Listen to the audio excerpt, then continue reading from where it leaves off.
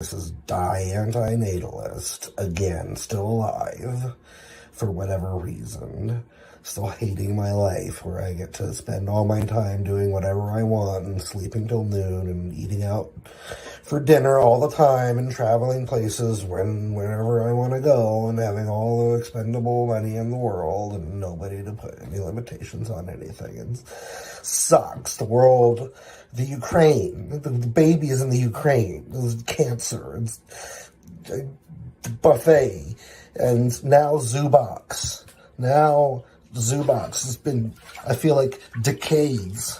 I feel like it's been decades since a new episode of Zoobox. It made me write a poem about it. The poem goes like this. Zoobox, Sean, whoever you think you are, not like I watch your stupid videos. It's been decades since I've seen a Zoobox, and now you think that just one D-Live stream is enough. Well, guess what, bud? You shot your fat, hot, steamy, chunky, vibrant, virile, vital, steaming, boiling, pulpy, palpable, hot, thick, briny, delicious load into your wife and made another baby. You know, I'm rather disgusted. I'm rather disgusted. Those kids might get cancer. Upload a fucking Zoobox. This is the way it's going to be. I am so sure that life has lost its only thrill, and is a sorrow I can see your face. How's it going, everybody? Welcome to Zoobox. Welcome to Nightcap for March 25th, 2022. I'm your host, Sean. We're back. It's Friday night. Friday night's not for the boys. Friday night is for everybody. Monday night's for the boys, and that's over on D-Live. So this Monday, for real this time, Monday night, we're going to do a TikTok endurance challenge. That's what's coming down the pike to look forward to next Monday night. Tonight, though, what are we going to do? We're going to be looking into the wild world of vampires. Vampires. You thought they were just mythical creatures. You thought they were just, lore, flights of fancy. You thought it was just Tom Cruise and Brad Pitt mincing around. No. They're real. They're here, and they have been exposed. They're out of the darkness, out of the shadows. So that's what we're going to check out tonight. This is one I've actually had on the back burner for a little while. But then tonight I just went and found a bunch of different videos. So we're going to watch some fun stuff. There's actually even some fun like talk shows with people like going on, yrabanks and shit, talking about their vampire stuff. So we got some people already in the chat here. Brissinger, what's up, my dude? He says the fuck, chunky, briny. Oh yeah, it's like curdled milk. It's like my load is like curdled milk. What's up, Hagbird? And pulpy, like orange juice. Yes. And Hagbird says, and don't forget Chris Sarandon. Sarandon. I don't know why I can't say that name. Probably one of my favorite movie vampires. If you guys haven't ever seen Fright Night, make sure to check that out. Actually, I think there's a Fright Night 4K coming out soon. Pretty excited. The only way you can get that on Blu-ray. I think it was only released like on this boutique label. I don't even think it was like released as a. There's no like Columbia Pictures, Sony Pictures release of it. I think you got to get like a Twilight Time release in the United States to even get the copy. Brissinger says Twilight. No. Well, some of these people might be a little Twilight-ish. I guess we'll find out. Oh, Hagbert says you've got to have for that to work on me, Sean. Got to have the twinkle. All right, so let's get into it. Let's watch our first video. So this is an old news segment from Fox 8. That's all it says. And then there's a website we could go to that says it's about real vampires and the vampire subculture. There's like interviews and stuff. So maybe we'll check out their websites. This was uploaded a while ago. A lot of the videos I found for this stuff were actually like uploaded in like 2008, 2009. So kind of earlier YouTube stuff. But let's see. Let's see what we got.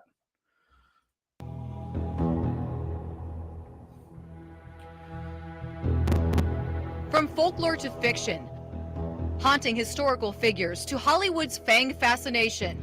I am Dracula.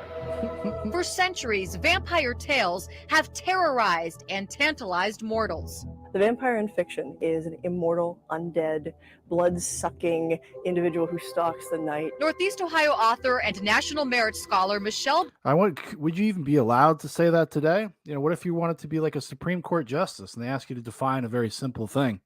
You're like, well, I don't know. I'm not a demonologist. Bellinger studies vampires and the fledgling fantasy. Some elegant, svelte kind of person who will, come through the French doors and romance you. He's the quintessential demon lover. But that's fiction, right? Michelle says no, that there's an actively growing vampire subculture. Folks who call themselves real vampires run on a continuum. There are those who drink blood. There are those who really just adopt the vampire as a fashion archetype.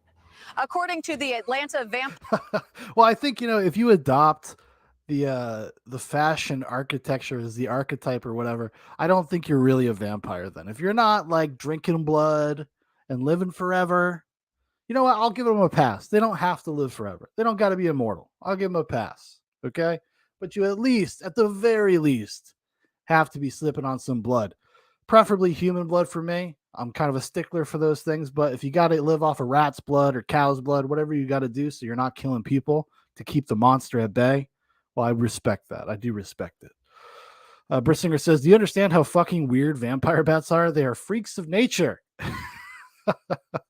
And then he says, get the fuck out. Nobody drinks blood. Oh, they do. They do because they give each other blood and they'll fucking drink it. I've seen it. I've seen it with my own eyes, Brissinger. Vampire Alliance, or AVA, there are thousands of people all around the world who consider themselves real vampires, from Amsterdam to London to right here in Cleveland. But they say they aren't out trolling around cemeteries at all hours of the night, and they aren't satanic in sacrificing small animals. They say they're just regular people, your friends, family, even coworkers. This is like how they try to smuggle their vampire bullshit into mainstream society. Like, we're just like you. We're just like you. This is just like the NAMBLA people, just like the MAPS, the minor attracted persons, the pedophiles. They're just like, we're just like you. We work at office jobs and, listen, we're just like you guys. There are different types of vampires. The first group are lifestylers, draped in black. Some lifestylers will permanently transform their teeth into fangs. The vampire chic. The next group is also the most controversial, sanguine vampires, or SANGs. They feed on real human blood. See, I fucking told you, Brissinger. Hagler says, because they're posers. Yeah, most of them obviously are. They're goth kids that just take it a little too far. It was okay. It's okay if you just want to be like a freaky goth kid. I don't think anybody really gave a fuck. They don't give a shit. You want to listen to Marilyn Manson and wear pants 3 times too big and fucking have chains everywhere? More power to you, buddy. I appreciate that they dress that way because it lets me know that I don't want to fucking have anything to do with them. Brissinger says, okay, just regular people. Yeah, regular people who eat rare steaks, actually uncooked. These monsters, these fucking monsters. Blood is something that they can see and touch and taste, and therefore it's real. Entire websites are dedicated to finding blood donors.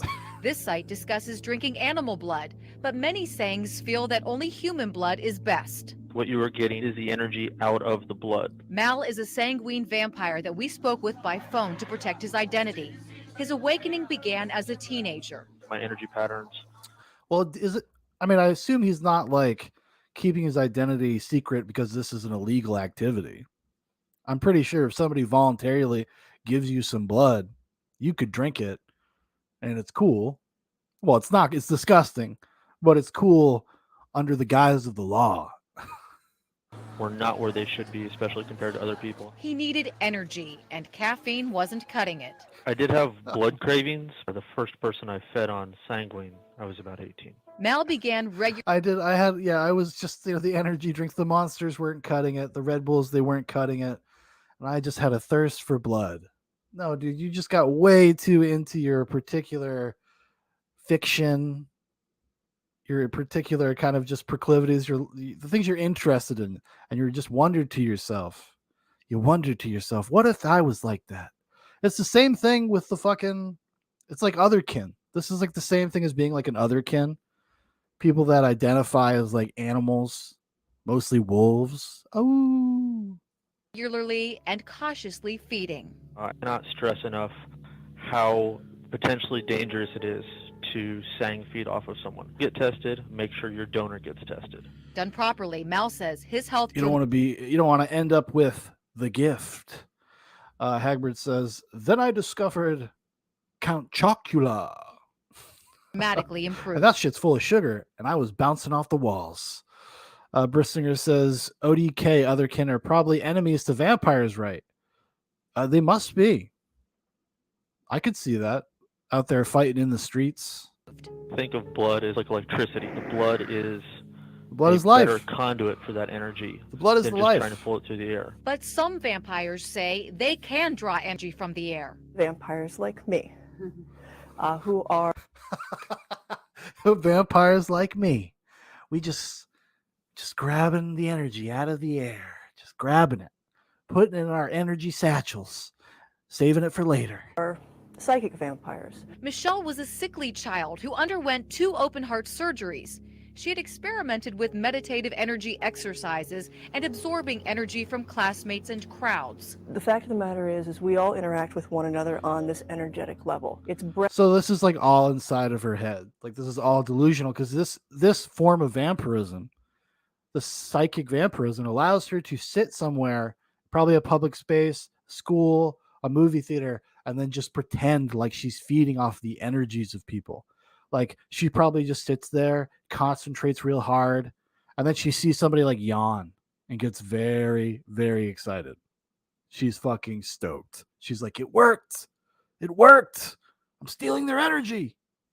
Breath, life, energy, laying on of hands of light techniques, or Reiki, any of the energy healing techniques, it functions on the exact same principles. The only difference is instead of putting energy in, you're taking it out. It worked until I just kind of went through this period where I'm like, nobody's going to take any of my academic work seriously if I persist with this. Then one day she collapsed. They actually asked me if I would be willing to be put on a heart transplant list.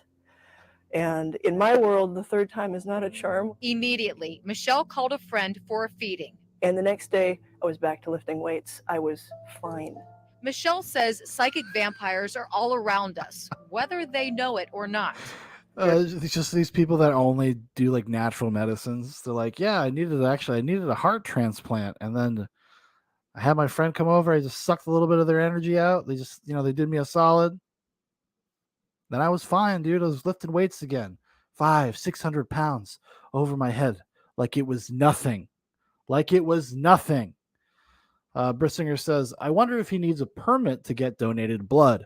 I don't know. Do you need a permit to do that? To swap blood? Like they were saying earlier, there's websites people had set up they go to that people could donate blood.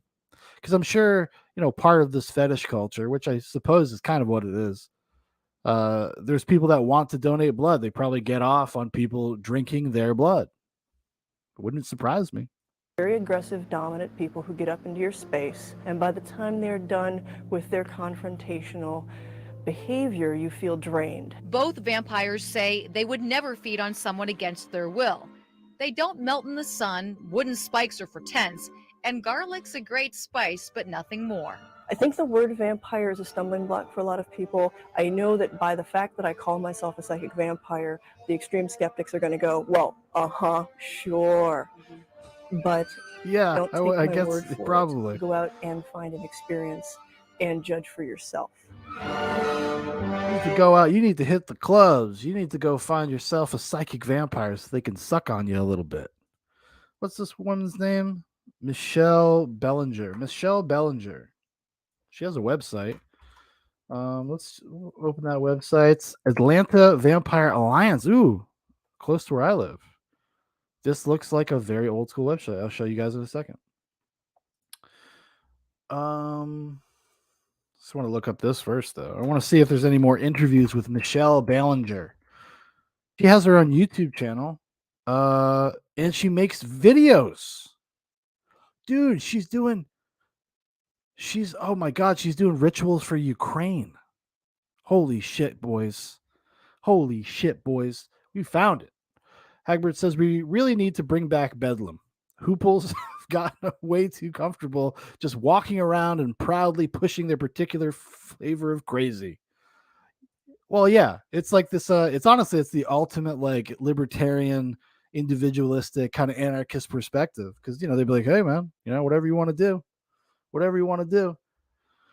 But there's just like that social contagion aspect to this, where you just weird, awkward, socially awkward people. They fall into groups like this, walking around calling themselves fucking vampires. That's really going to help them socially adjust better.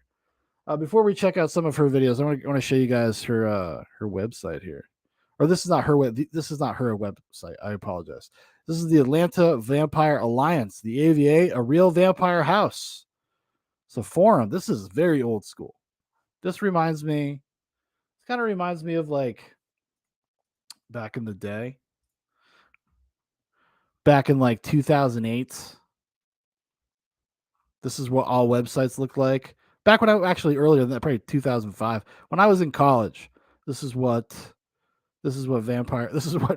websites in general looked like. Oh, wow. House AVA purpose. Number 1, to honor our beliefs, traditions, and devotion to our members, guarding against prejudice and perversion from both within and outside of our community. Number 2, to share ideas, opinions, and knowledge related to vampirism and our own areas of expertise while challenging others to refine their abilities and beliefs. Number 3, to establish an educational mentoring system for the benefit of newly awakened and independents who seek our counsel. Number 4, to encourage a non-judgmental and open-minded atmosphere among our fellow kin while maintaining the goals and interests of our house and local unity at the forefront of our beliefs. Number 5, to provide open lines of communication between other houses within the community while avoiding the pitfalls of political division and divisiveness wrought from personal hostility or disagreement. Number 6, to investigate any community-related situation which either violates our code of ethics or may affect the safety of our members for the non-vampiric. Further, to advise action as to the resolution of these issues with appropriate enforcement measures. What the hell would they do? Like, what would be the enforcement measure? Just like, you can't come back here, Tony. You're fucking weird. Yeah, we're weird, but you're real weird. Number 7, to foster a safe and structured environment for those newly awakened or without a house composed of similar-minded individuals who believe in protection and unity for all, rather than personal aspirations serving as their guiding precept. Number 8, to ensure each member is afforded respect without subjugation to internal political struggle or outside dispute that would otherwise lead to an unstable and oppressive state, while enjoying equal representation and having a voice in all matters that come before us. So that's just 8 things that tell you that like they self-police. How wonderful. Hagbert says, if you have to preface introductions with, I identify as, you're working in my lithium mine. I identify as a vampire, a psychic vampire. This is my friend Tony. He's sanguine. He was kicked out of the AVA for being a fucking goon. The AVA treats each member with the respect they in turn would like to be shown regardless of sex, age, race, or creed. The AVA does not allow inconsequential disagreements to interfere with the purpose, goals, or life of fellow members. Oh my God. So they have to make all of these like very hyper specific rules because everybody that's involved with this community is like probably some degree of unstable. The AVA is emotionally available to and supportive of any member who may require our assistance or mentoring. Yeah. The AVA expeditiously resolves any conflicts within the house absent of disturbance when at all possible. We seek the advice of others in the house if such conflicts are unable to be resolved satisfactorily between 2 individuals. And then it just goes on like that from there. I'm not going to read the rest of this. Fuck that. Here's their sigil. The radiating arms represent the energy associated with psi vampirism. The center circle represents the united body of both the house and vampire community. The crimson V represents the sanguine aspects of the vampire and forms over the pie, root of the word meaning to drink. To drink. So their copyright only goes to 2020. So maybe this is not a functioning thing anymore. I don't know. Media inquiry, general inquiry. They're like, oh man, must have been really bummed when the History Channel and Discovery, they kind of moved on from talking about this stuff. Like, come on, bring it back. Oh my god, it's just so much stuff. Mission statements. Frequently asked questions. Is the AVA an actual real or modern vampire house, or is it a role-playing group? The AVA is a local Atlanta, Georgia-based real vampire house, but not in the mold of traditional houses that promote social hierarchy and exclusionist practices. We are not a role-playing group, nor engage in role-playing activities. Likewise, we are not lifestyler groups, or a lifestyler group. We are an alliance of like-minded individuals from sanguinarian, psychic, tantric, pranic, energy work, and spiritual backgrounds who have chosen to invest our time and effort for the progress, education of both the greater and local vampire community. Yeah, because they probably get a lot of people that think they're going to be like showing up to play Masquerade, Vampire Masquerade, The Redemption. It's probably what it's probably what most people think it is. Then we got her website. She's got a website too. Michelle Bellinger. Not really. It's just it's just really a link to her. Well, I'll show it to you, but it's really just a link to her her store, online classes, listen to episodes of the archived Shadow Dance podcast, support my work on Patreon, books, classes, live streams, and more. But what she does have is a YouTube page. She's got a YouTube channel. Since it's topical, let's check out her Dona Nobis Possum for Ukraine. Hagrid says, let's all dress up like Peter Vincent and raid their houses.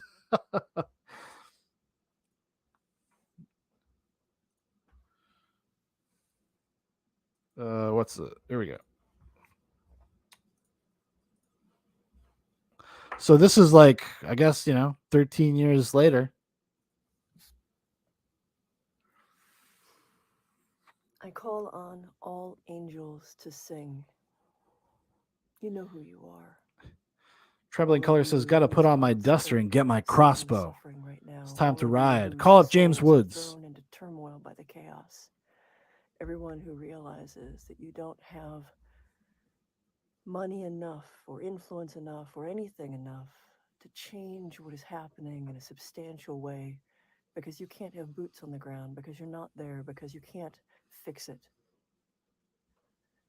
And yeah, why don't the vampires, crowdsource some money, get a GoFundMe, and all fly themselves to Ukraine?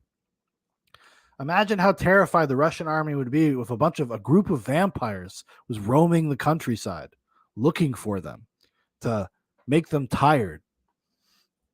Hagrid says Conan O'Brien looking kind of rough. Yeah, it's been weird, ever since he retired or semi-retired, that TBS show.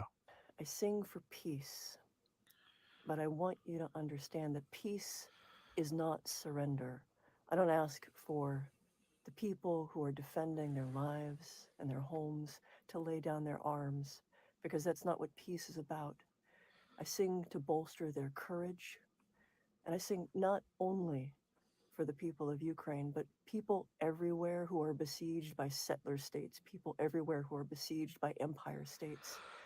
Oh my God, of course. She's got to be super woke, right? She's got to be super woke. She's like, all these fucking colonizers. Everyone who is the victim of a greater force seeking to harm them, to harm their families, to harm their livelihoods for no reason beyond the fact that they want to live.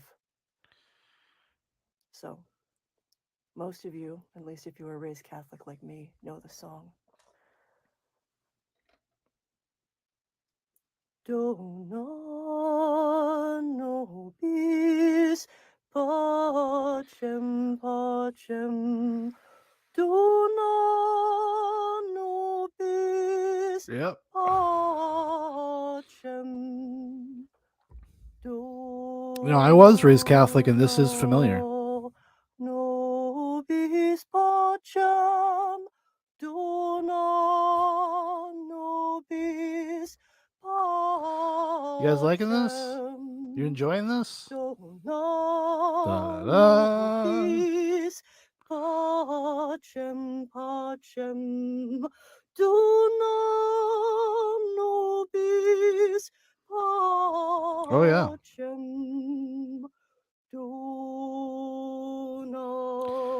You know what she's doing though? You know what she's doing? She's tricking all of us right now. We are all under a psychic vampire's spell right now. I can literally feel the life draining out of me, probably ending up somewhere in fucking Atlanta. God damn it. Tricked again. Got me again. Nobis pacem, dona nobis pacem, pacem. Look, she's starting to smile because she knows. She's starting to smirk a little bit because she fucking knows. She knows she's stealing from you. She's stealing your energy, your essence. Sorry to have to put you guys through this, but we got to do it. It's Nightcap. Oh yeah, make sure you're in tune. A little flat. Nobis pacem, dona nobis pacem.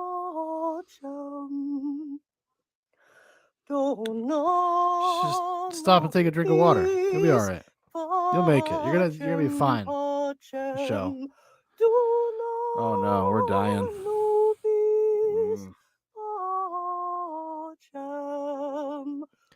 It's getting hard to keep my head up. Oh. Back, vampire. Back. Back. Oh, see already, it's already working. I'm deflecting the energy that's being fucking taken from me. I'm blocking it right now. Get out of here, vampire. Back it up. Back it the fuck up. Dig it, fucking die. Look how satisfied she is. Oh my god, she knows. She just got a huge burst of energy. Somewhere right now, she's like sitting on a throne, some weird throne somewhere. And she's like, you remember, the movie Batman Forever, when Jim Carrey is sitting on the throne, and all of the mind juice from all the Gothamites are coming through, and he's just sitting in there on the chair, just absorbing it all. That's what she's doing right now. Hagbert says, did you consider that your internet committed suicide because it saw this coming? Possibly. That's definitely a possibility. All right, what else she got? What else does Michelle have? That was a book signing, paranormal spark of wonder, haunting experiences and spirit cakes, all about Pazuzu, making incense for 3 hours. Oh, wow. We should do that. Connection rituals. Looks like she does a lot of this trickery. A lot of this tricking people by boring them to death and then stealing their energy. What should I do with my psychic gifts? She doesn't seem like she's not identifying very much as like a vampire. There's not a lot of vampire language in any of these videos. All right, let's see what we got here. What should we do with our psychic gifts? Trembling Color says it would be great if her singing this melted her since she's a vampire. I'm gonna record this because I think it's actually gonna be useful for more people. No, that's fair. So what do I do with my psychic gifts is what the question boils down to. I mean, it's not the first time somebody's come to me with sort of like this, what am I supposed to do with this? And a lot of like the TV shows, like the one that leaps out to me is the Dead Zone, where you've got this ability, and as part of the story, like you must do something with it, like you must use it for the greater good, you must use it to save people. and in practice, the abilities aren't reliable enough for that. Like there's they're wound up with, you know, they happen inside. So the abilities are not reliable enough to be able to use effectively. That seems very convenient. That's like somebody that tells you they're invisible, but I can't do it right now. I can turn invisible, but just not while you're looking. I'm a little shy. I'm a shy guy. You know, I'm shy. I can't do this in front of you. Your head, which means that they're all tangled up with your own psychological quirks, both strengths and weaknesses, as well as your emotional state. So there's like all of this stuff you've got to deal with in yourself first before you even get a handle on the gift. And then, yeah, you heard that too? Oh, yeah. Okay. Yeah, there's Hi, some noises whoever's over happening in there. Yeah. Inspiration Hacks. Anyway. See, that's what when their house creaks, they just assume, oh, it's a ghost.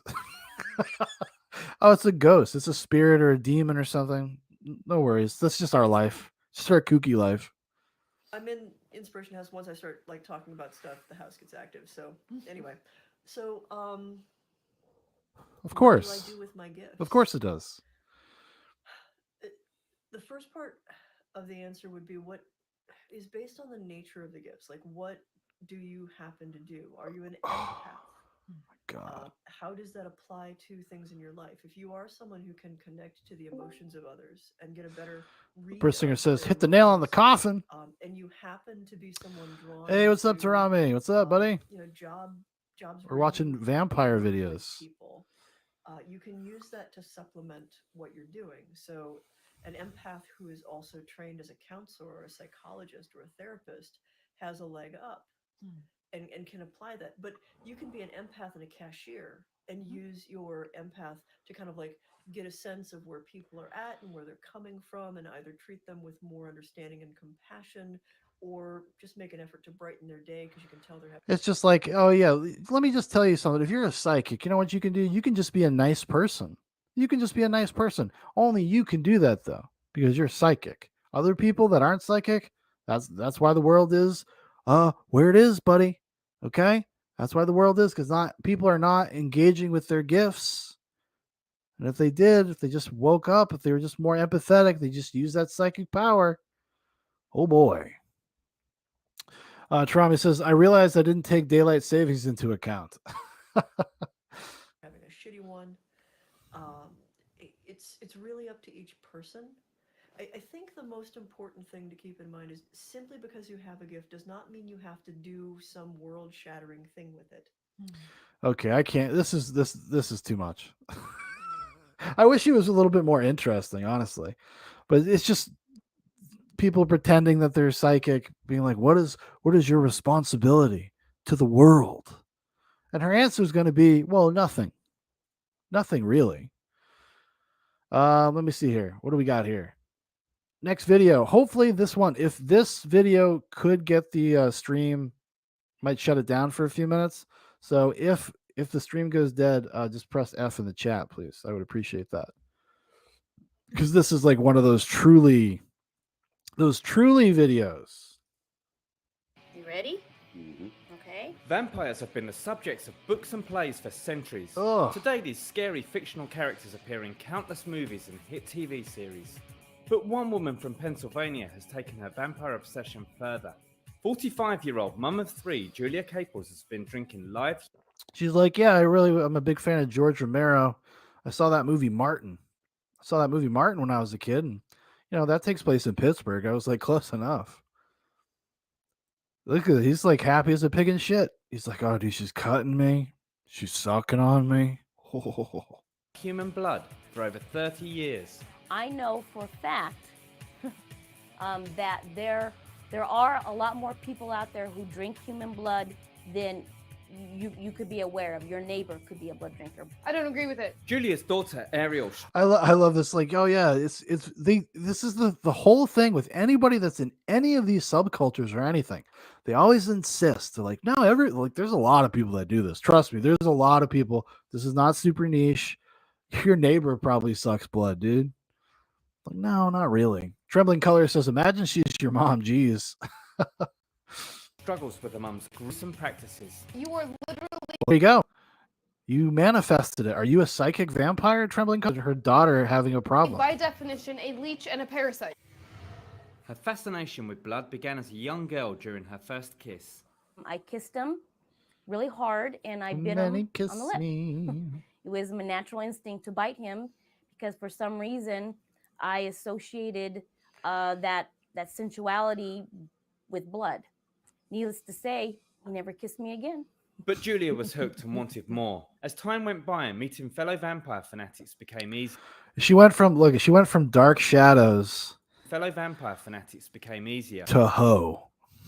Julia eventually married her ex-husband Donald in a vampire-themed wedding. We had a special ceremony, and it happened to be in a graveyard.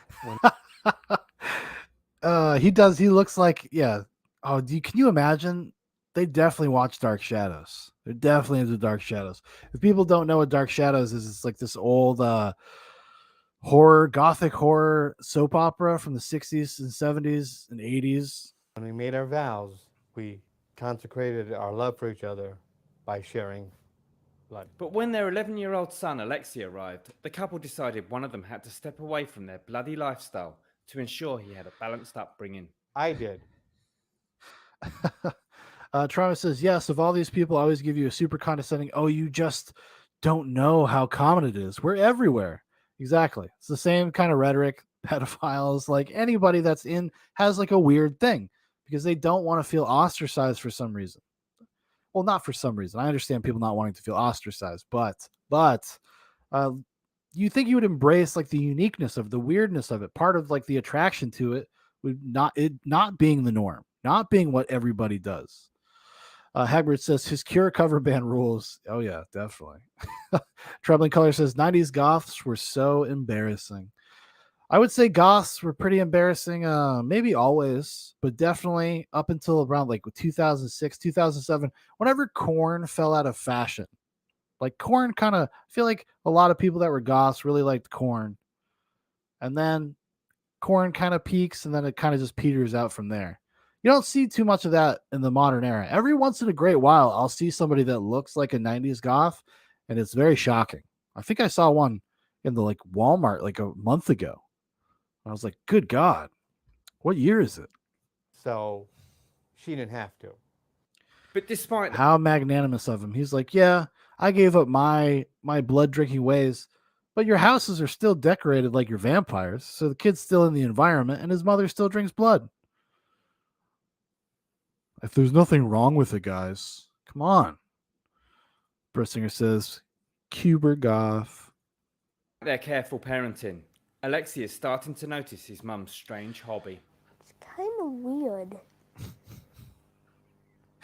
He's starting to notice they've only like surrounded him with vampire shit, goosebumps, just spooky stuff in general.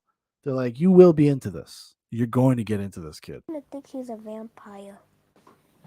Hi. Julia's eldest daughter Ariel also struggles with her mum's ghoulish practices. I don't agree with it. And she's like, hi, freak. That's how she greets her mother every morning. Very disrespectful. No, I don't. If you want to be a vampire, you are literally, by definition, a leech and a parasite. Absolutely, that is correct. And why would you be proud of being that? Because the people that I take from want me to do that to them. Doesn't matter if they want it. I find it rather disgusting to begin with. I am absolutely afraid of losing my mom to her lifestyle. Regardless of the criticism. Well, that's true. I mean, she could just get sick. She could get AIDS.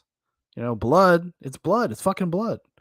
Trami says identity moved away from what music you listen to, what unique configuration of gender and sexuality you are. Yeah, and it becomes all consuming, all encompassing. It's no longer like just part of who you are. Like you could be a goth or be into, like I'm into movies and stuff like that. It's like it's part of who I am. It's part of my identity, part of my identity makeup, however you want to put it. But I don't like exclusively identify as that, Trembling Color says this kid is going to be such a hard right Christian when he grows up. Well, you would have to be. That's the ultimate form of rebellion in their family. He's going to grow up. He's going to start calling himself Van Helsing. She faces from loved ones and strangers. Julia says she's careful. They have to get blood tests, to make sure they're not carrying, bloodborne diseases or AIDS or HIV or any of that. Doctors like But you never hematologist know. Steve Grunstein advise against drinking the blood of others. There has been a resurgence of cult drinking blood vampirism. I would never encourage somebody to drink human blood. In fact, I would discourage. Hagrid says that's the future Nick Fuentes right there. Yeah, probably. This is his mom that he keeps talking about that makes him all the mac and cheese and chicken tendies. Absolutely. But the health risks aren't enough to deter Julia, who drinks blood as regularly as she can. So, are you ready to go? Absolutely. Because I am really thirsty. He's gonna take your shirt off. So is this some guy? Is this some Craigslist guy? What kind of vetting process? And obviously, see, this is what I was talking about. There are people out there that will just get fucking turned on just by this. So what drives Julia to continue her bizarre practice? Is there a secret property to blood that makes vampires age more slowly, like in the movies? My aging process. He's like, don't worry, guys. Listen, my blood is clean. Yeah, I've done a little time. Maybe I was a little bit gay for this day, but my blood is fucking clean. I had it checked out. I wouldn't do that to Julia. Seems to be outwardly much slower than people who don't drink blood. When I feed off a person and drink their blood, I feel stronger. I feel healthier. I feel empowered. I feel more beautiful than any other time. I'm also extremely healthy. I have no health problems. I have an abundance of energy all the time. Thank you so much. Thank you. I appreciate it. Thank you. She's like, I wish I was a millionaire because then I'd have access to young blood all the time. You ever hear that? The people that do the blood transfusions? I don't know how real that is, though. I don't know how real that is. Let me see here. I let my vampire boyfriend drink my blood. Well, I guess we'll give it a go. We'll give it a try. This is part of the Extreme Love series, which we have watched before. The blood is a conduit energy. You can feel the energy tingling. You hear him fucking breathing all around our body. It's really intense awareness, like drinking a powerful cup of coffee. That is the theme with them, all of them. They've all said this. Everybody we've heard so far tonight talks about how much energy it gives them. Like that one kid, we listened to a kid talking about, oh, the energy drinks were cutting it, so he started drinking blood.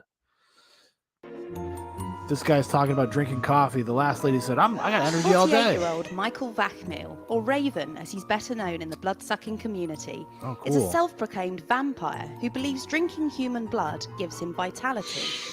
I started drinking blood shortly after my 13th birthday. It was during a very intense sexual act that blood was drawn and touched my lips.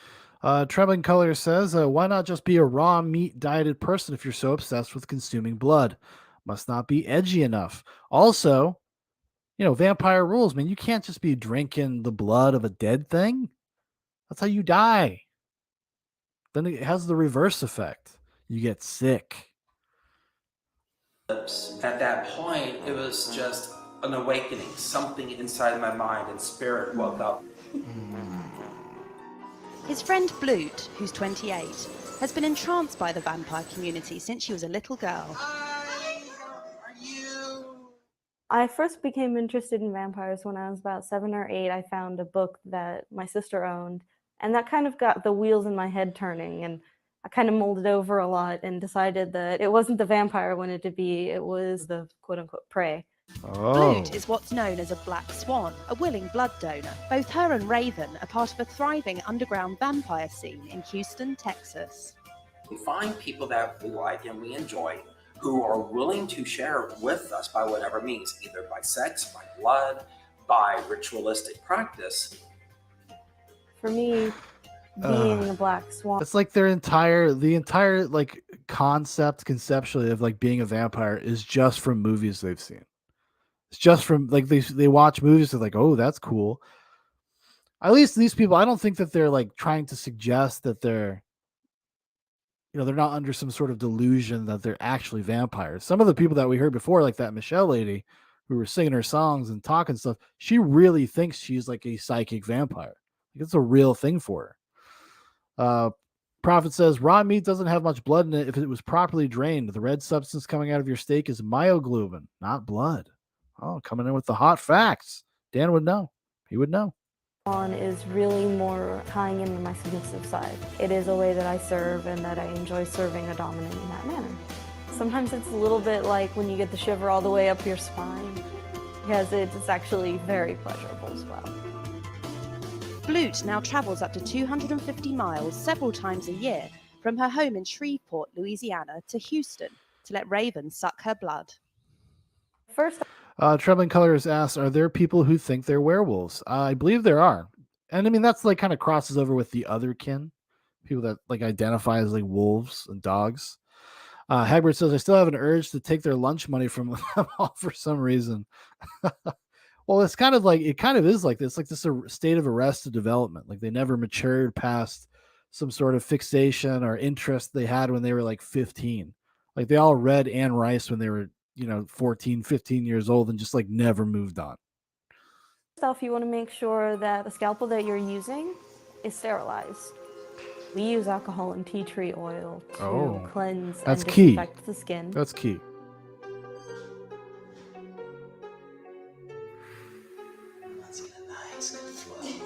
Some people prefer to use their fingers. Generally, Michael and he does lick and suck it off. My absolute favorite way is a Chinese cupping set. It has a shallow bowl on one end and a suction on the other. And you press the suction over a cut, and it will draw the blood through the cut by the power of the suction. I'm not surprised. The endorphins right now are flowing. Oh my God. The endorphins right now are flowing. He's talking about, he's just getting a boner. That's what he's describing. He's like, the blood is rushing places. Trami says, at Trembling Colors, back in my LARPing days, I knew of some. Oh yeah. These people definitely intermingle with LARPers. Like just people that are out there having fun. They definitely show up. It's not a sexual pleasure. It's just like getting a good massage. It's just very relaxing on a deep level. But the practice doesn't come without dangers. So of course there's the risk of AIDS and sexually transmitted diseases, but with risk management, it is a lot less than most people would even think. Just don't. Trauma says, I want to point out that her name, Blut, is German for blood. Well, of course it is. It's very on theme. They're all very in theme. Don't donate to just anybody. A lot of people think that it's, oh, I'm a free buffet. She's like, I look like a buffet, but I'm really an expensive meal only for few. Trembling Color says, maybe bullies are societal white blood cells meant to battle shit like this. I mean, honestly, in some ways, that's probably true, right? Blute and Raven want the wider public to open their minds and mouths to the blood-curdling subculture. The social media around vampires, the Dracula, the Twilight, and other such, Hold on, they haven't given vampires a bad rap. What the hell were they doing? What were these fellas doing over here? What are they doing? Was it they like energy swapping? Oh, ha! Feels good, right, man? Around vampires, the Dracula, Twilight, and other such, they haven't given vampires a bad rap. They've humanized the vampire. With the swan, there's compassion, there's love, there's understanding, and that powerful mix of relationship and sacrifice and human bonding and connection with another person. If there are people who are out there and are interested, actually do your research, get your proper tools, and make sure to sterilize skin and scalpel. And don't fear us. We're not scary. It's like, yeah, if you want to be a blood hoe, do it right. Do it the safe, protected way. Hagbert says fusion dance. I don't know. Maybe that's what they call it. What's the point of being a vampire if you're not scary? You're just weird. Delicious. Delicious and nutritious. Find love at first bite, extreme love. Well, I don't know. Okay, so what else we got here? Can move on from Truly. What do we got? So I got some, this is from Tyra Banks. So Tyra Banks did a whole segment, like a whole show, I think, about vampires, and somebody put it up on the internet. So hopefully it does not get our stream pulled down because I think it was an ABC show, but we'll find out. Trebling says, "Man, to have such a bad father, you want an older guy to drink your blood." Yeah, there's probably something going on like that, right? This Halloween, Tyra Banks. Hold on, let me make sure. Hopefully nobody gives a fuck about Tyra Banks and they haven't like flagged it in the YouTube system for copyright. This Halloween, we find out, are vampires real? You drink people's blood. Correct. Correctamundo. Their love lives. Sex is very disgusting. It's an emotion that I've just kind of gotten rid of. Their families. So who were you setting on fire? Well, that was my son. An all-new Tyra starts now. I have not watched anything like this in a very long time. This should be fun.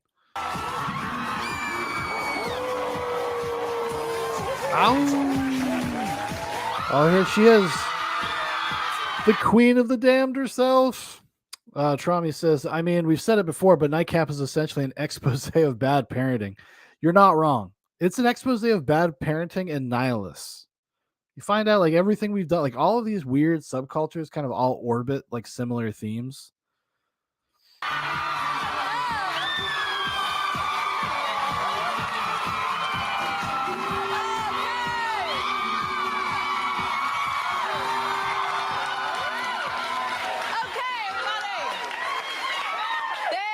This crazy new HBO series about vampires called True Blood. I know y'all have heard of True Blood, right? Oh, yeah. And they've got this like off the hook, insane ad campaign. Check out these posters that they have for the show. It's like top model vampire, yeah. And they're smiling with their fangs. Okay, everybody's obsessed with that book series Twilight. You guys heard about Twilight? It's this book series. Wow, yeah. It's about an ordinary teen girl who is madly in love with a vampire boy. There's even a big movie coming out in November, a Twilight movie. So some people totally believe that vampires are real, but I've got to say, I'm not so sure. And that's why we're doing a special Tyra Show vampire investigation. So let's meet a man She's basically just like Joe Rogan. She's got questions, you know? She's curious. known as the Vampire King, Don. Come on out, Don. That's his name, Don. Don the vampire, the king of the vampires. Don. Trami says Tyra is so racist towards Transylvanians. I know, she doesn't accept them. She doesn't see them, you know?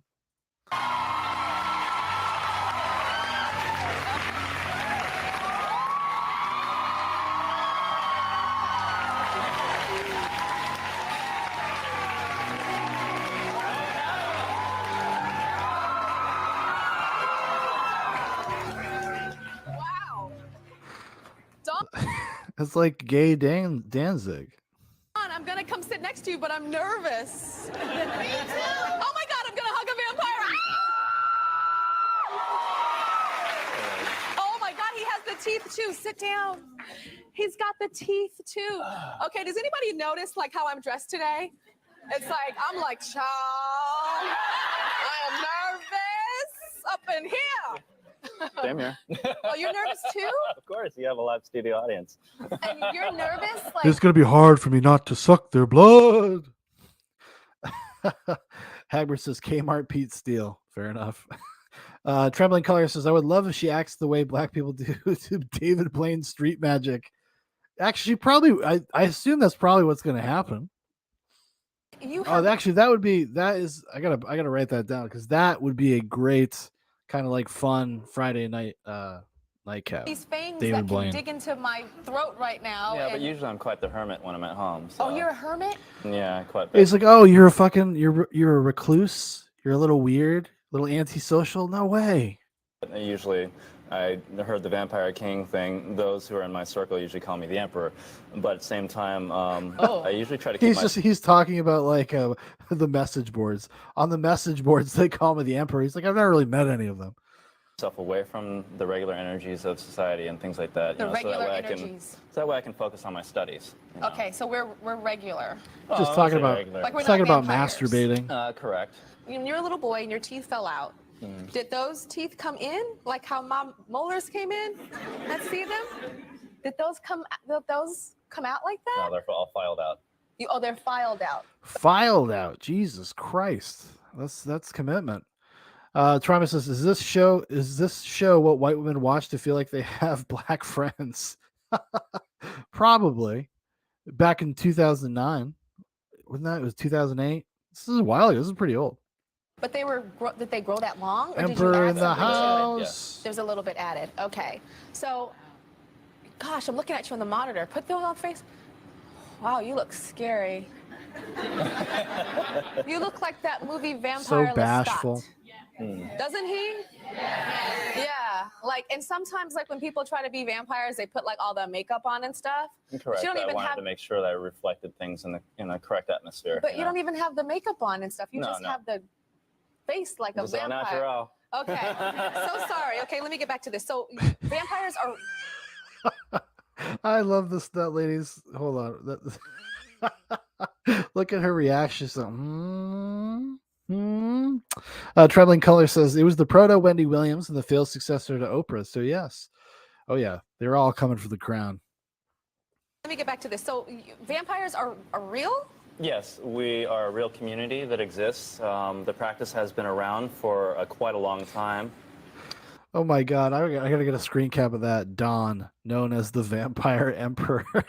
That's how I'm gonna start introducing myself. My name is Dawn. I'm known as the Vampire Emperor. Please don't be scared. I should lead in to say that you have the Hollywood movies and things like that that actually cast a certain negative stereotype. Which is not cool. We are, Which is some not of us fucking actually cool. have a religious faith, I guess you'd say. What's yours? I'm an eclectic. An eclectic would be someone who would... I thought he was going to say, I'm a Pentecostal. Well, if you were to... if you were to define an eclectic, it would be a person who would study up on all the different main religions of the world to be able to get a higher perspective or understanding, I guess you say, of the higher being, that we all are connected to. And there's 3 different types of vampires. Yes, there is. Tell me about the first type. The first kind would be considered a blood feeder. The definition would be called a sanguinarian. Oh. And the sanguinarian as He's dropping the knowledge. He's like the professor. That's what they should call him. Don the Professor. Not Don the Emperor. Trami says, at least they found a proper fanatic. Yeah, this guy's a true believer. And like you said, he doesn't leave his house very much. So Hagrid says he's obviously Hasidic. feed on the blood. The blood is a rudimentary means of being able to transform the life force energy, per se. So tell me, what's the second type? The second kind would be the psychic vampire, what we call Psi for short. And that would be a person who has pretty much gone away from the blood. Blood these days is considered a taboo subject, you know what I mean? And it's blood, It's just blood. But at the same time, it's a transference of the life force energy without touching someone. He's like, it's blood. This is not a very good vampire. It's kind of a basic bitch vampire. He looks the part, but he's not going to commit to it. Maybe, this is the way he intoxicates the normies, though. You know what I mean? Trembling Color says the Vampire Emperor Don is unintentionally doing the Monty Python joke of calling the sorcerer in the search for the Holy Grail. Tim, that's true. Trami says, shit, this is turning into a TED Talk, except more interesting. Or just by laying of the hands and such. Okay, and then the third type is the hybrid, which means both. Yes. Which type are you? I am a hybrid. You're a hybrid. Of course he is. So He's the fucking emperor, Tyra. Like, what do you think he's going to do? Just only partake in one side of this experience? You can't be the fucking emperor if you're just a sanguinarian or a psi. You got to be a psi sanguinarian. People's blood. Correct. Actually, let me expound upon that.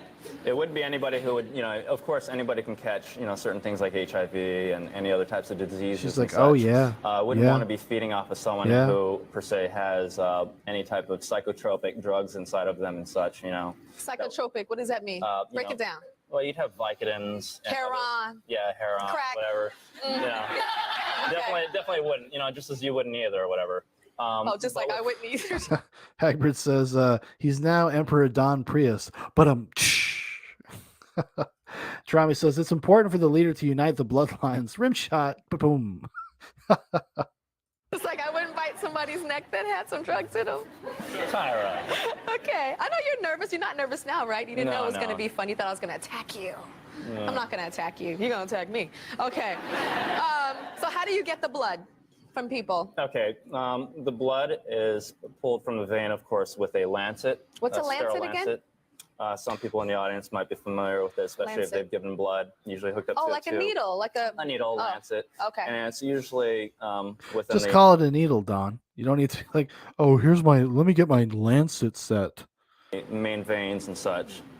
And pretty much we'd connect it The to main vein, Don. You drinking dick blood? You drinking dick blood, buddy? over to an area, a receptacle or something like that. And Like a usually I would glass. just need And pretty you much put the like blood a vial. into a glass. Okay, we're going to check out how Don feeds blood from humans. For Henry, drinking blood is on one level a part of his identity as a vampire. But Henry claims that the need to ingest blood... Wait, now he's Henry? Don, Henry. What's going on here, fella? You're not being upfront with us, you know?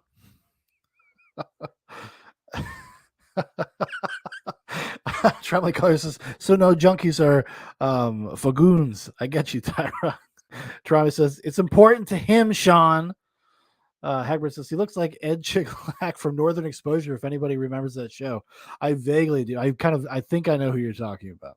I don't think I've ever actually watched an entire episode of that. Travis says, so Don is like the Mafia Don. Yeah. Yeah. Blood is also physical and tied to his health and well-being. Just hanging out at mom's, throwing back shots of blood. I was expecting that reaction. That is crazy. So what does it taste like? It all depends on who you're feeding from. Some people have a higher iron content.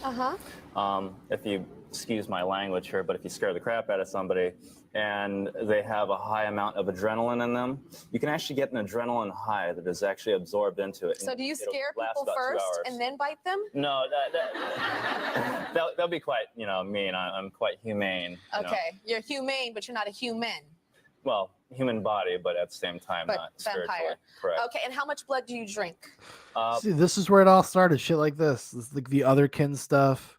This is where it's all like. This is when they started coming out in the mainstream talking about stuff.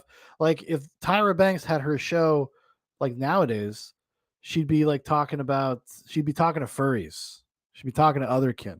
Like, well, my physical body, I'm just a person, but spiritually, I'm a vampire. I'm a mountain goat. If I were to do a feeding, it would be about 1 vial. 1 vial of blood, One like when vial we go to about the maybe doctor. 6 inches long. Okay. All right. So when you drink the blood, you said it feels euphoric. It feels like sex. It can, yes. Yeah. Okay. Do you have sex?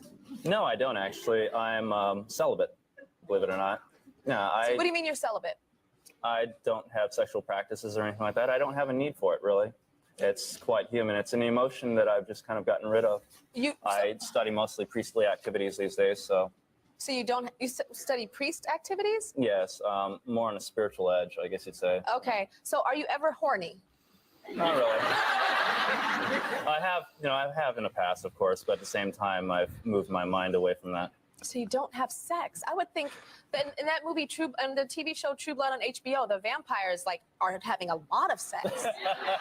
There's this one scene, I think it was either the first or second episode, and the vampire's having sex with this one lady, and he's going, like, it was so scary. Man, Tyra really gets into it. She commits. Trembling Color says, try Tyra interviewing Messy Tales. I don't understand that reference, but maybe I'll have to look it up. Trami says, it can feel like sex, but I've had sex, I have not had sex, so I can't tell for sure. Prisoner says, just 6 inches. That was quite entertaining. So scary. Now, the clip that we watched was from National Geographic, all right? So National Geographic is like real.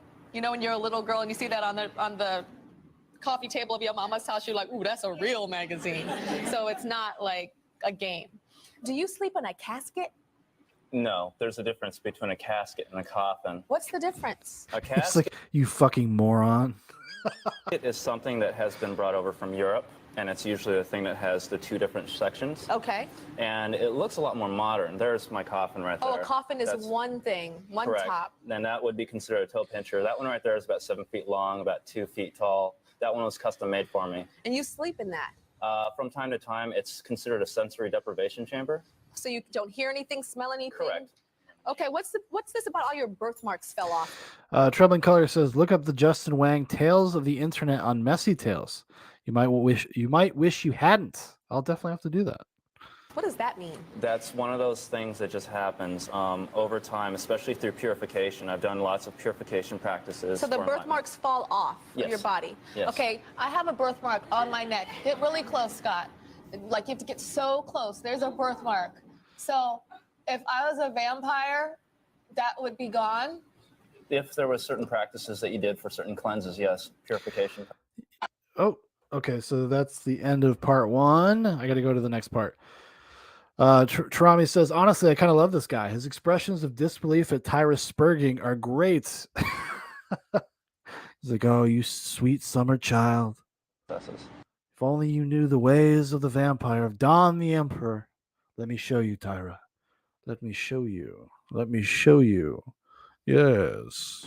Oh, God, so... I can show you a People few are of gonna those recipes and such. We'll be right back.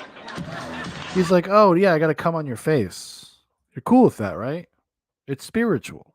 It's not sexual either. This is medicine.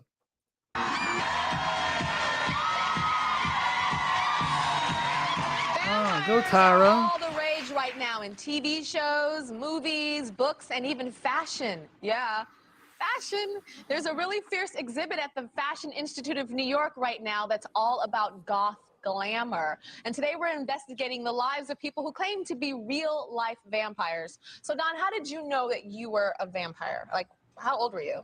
Well, most people... Trauma says anal is another option if you prefer that. That's right, because he would definitely take that kind of Puritan view, or growing up. Well, I never met anybody like this, but people have said this kind of stuff when they're like trying Christians that don't want to like give up their virginity, but will have anal sex. He's like that. He's like that. People, when they're young, up till the age of 6, have the ability to still be able to see into people. And I've been able to keep that ability past that age up until now. It's a lot like keeping your inner child, per se. And when did you know that you were?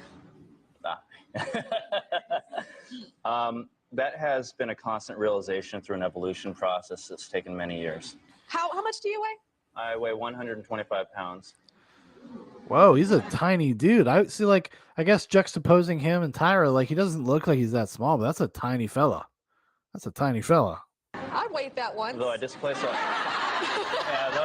a lot more water. Usually if you put me up to someone else who's about 140 pounds, I'm about the same size. Okay, so you're 125 pounds. I hear that there are some tests that a vampire goes through to prove that they are a vampire. I know that you were tested by a medical doctor to find out why you crave blood. Correct. And why you have extreme abilities, because he's supposed to be able to like bench press a lot of stuff and do all kind of interesting things. Check this out. Dr. Mustafa begins with the traditional doctor-patient consultation. I'm told that you drink blood on occasion. Yes, I do. Tell me about it. My initial thought would be that maybe this person has a psychiatric disorder, but I don't think it's unreasonable to... You think so? You think that they might have a psychiatric disorder? Wow. Putting that degree to good use. Consider the possibility that there's an underlying medical condition. But I'd say... I don't think this is a passing fancy or a fad for him. He talked about the need to drink blood since childhood, and I really have to take him very seriously.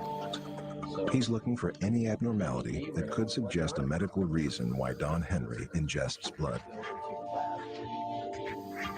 For now. Oh, that's why, because his name is Don Henry. Before, because when they started referring to him just as Henry, and I was like, oh, who's this? Who's this charlatan?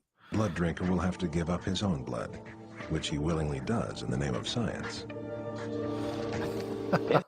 Trembling Color says, when your doctor has a West Coast chopper's dad mustache.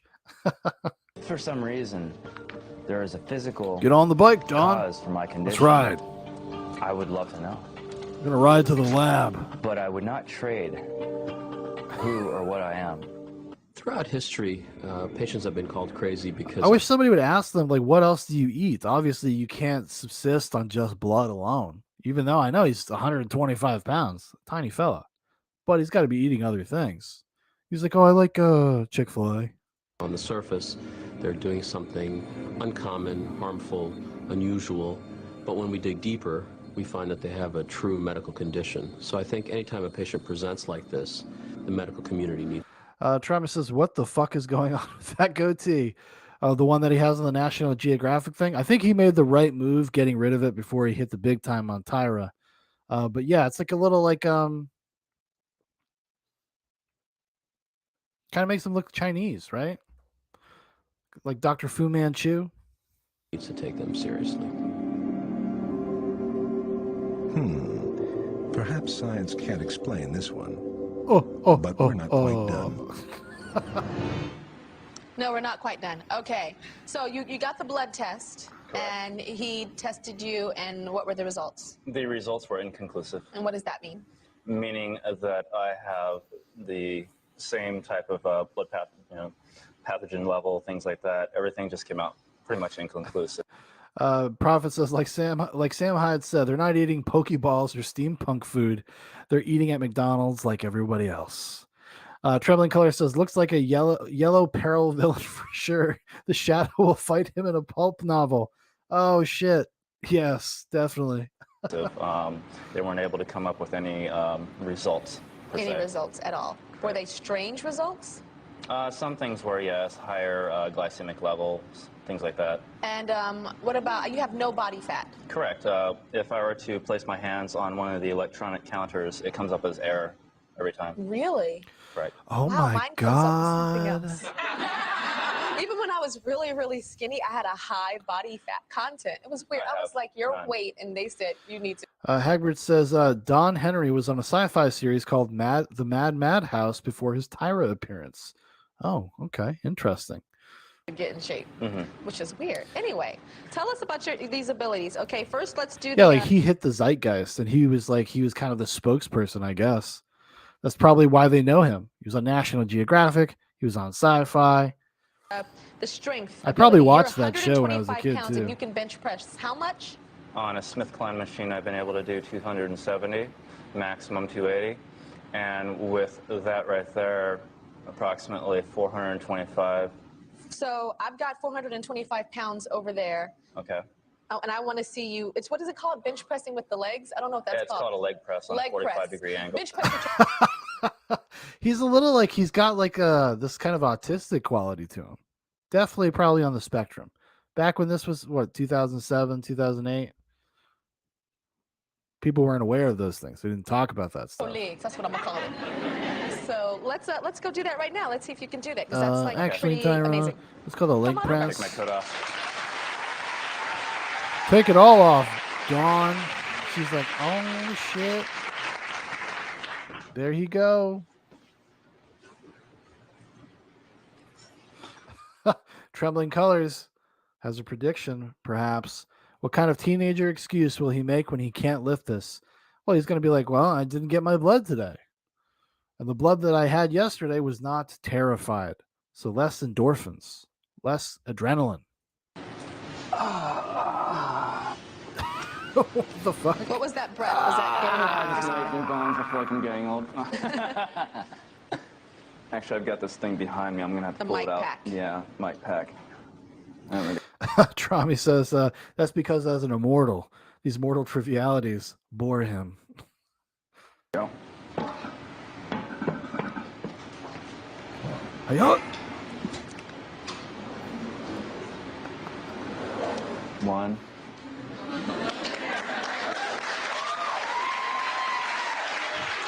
She's like, damn. He's like, how many would you like? 1,000?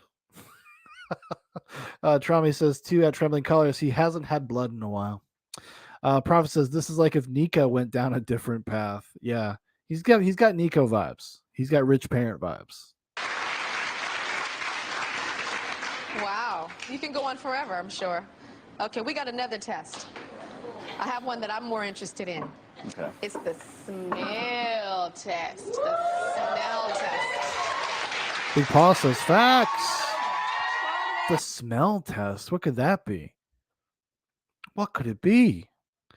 Tyra farted in 4 different jars after eating 4 different meals. Over here. So you have a sensitive smell more than the average human, right? Yes. Like a creature. Yeah, like a beast. Put this on. Now I want you to guess what's on the plate just by smelling it. Let's start with plate number 1. Smell it. Tarami says, except Don can't go to Nicaragua for spiritual awakening. Too much sun. Trembling Color says, I thought she was going to take her titties out to test his celibacy the way she said that. Now that would be a fucking show. She'd be like, really, Don? You practice celibacy? Check out these milkers. Chocolate.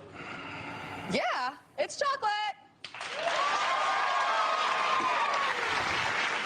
Wow, that's funny because I like the audience shots. They're so funny. And this is like back, like this literally just somebody with a giant fucking camera like in their face. React, please. wow, that's funny because I can't smell that at all. I really can't. I've got sense of smell. What's that one?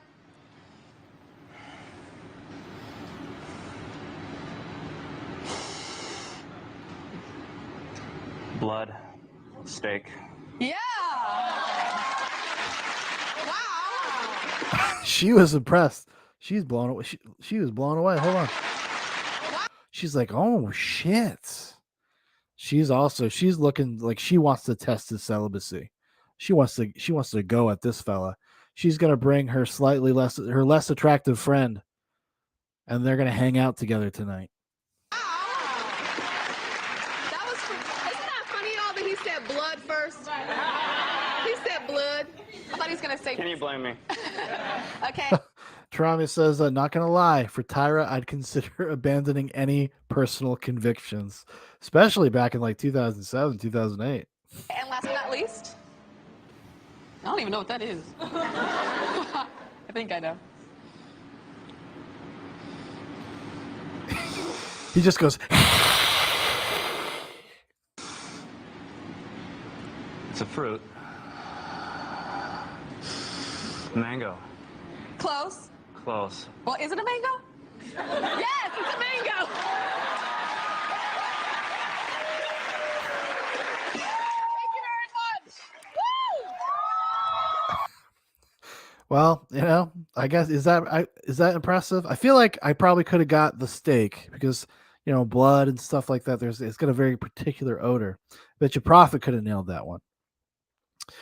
Trembling Color says the less attractive friend will be the one that converts to his cult for sure. Oh yeah, she's gonna be like just hanging out because she's just gonna be hanging out in the other room while they're banging, and then her friend's gonna be like, "That was crazy," and she's gonna kind of linger back. I need to talk to Dawn. I think it is really sad that Vampire Emperor Don knows that that's a mango with his eyes closed and blindfolded. And I'm like, is it a mango? I don't know. I thought it was a papaya. I have to ask you something about vampires. She's like, I'm a fucking idiot. And I'm fucking be race. stupid.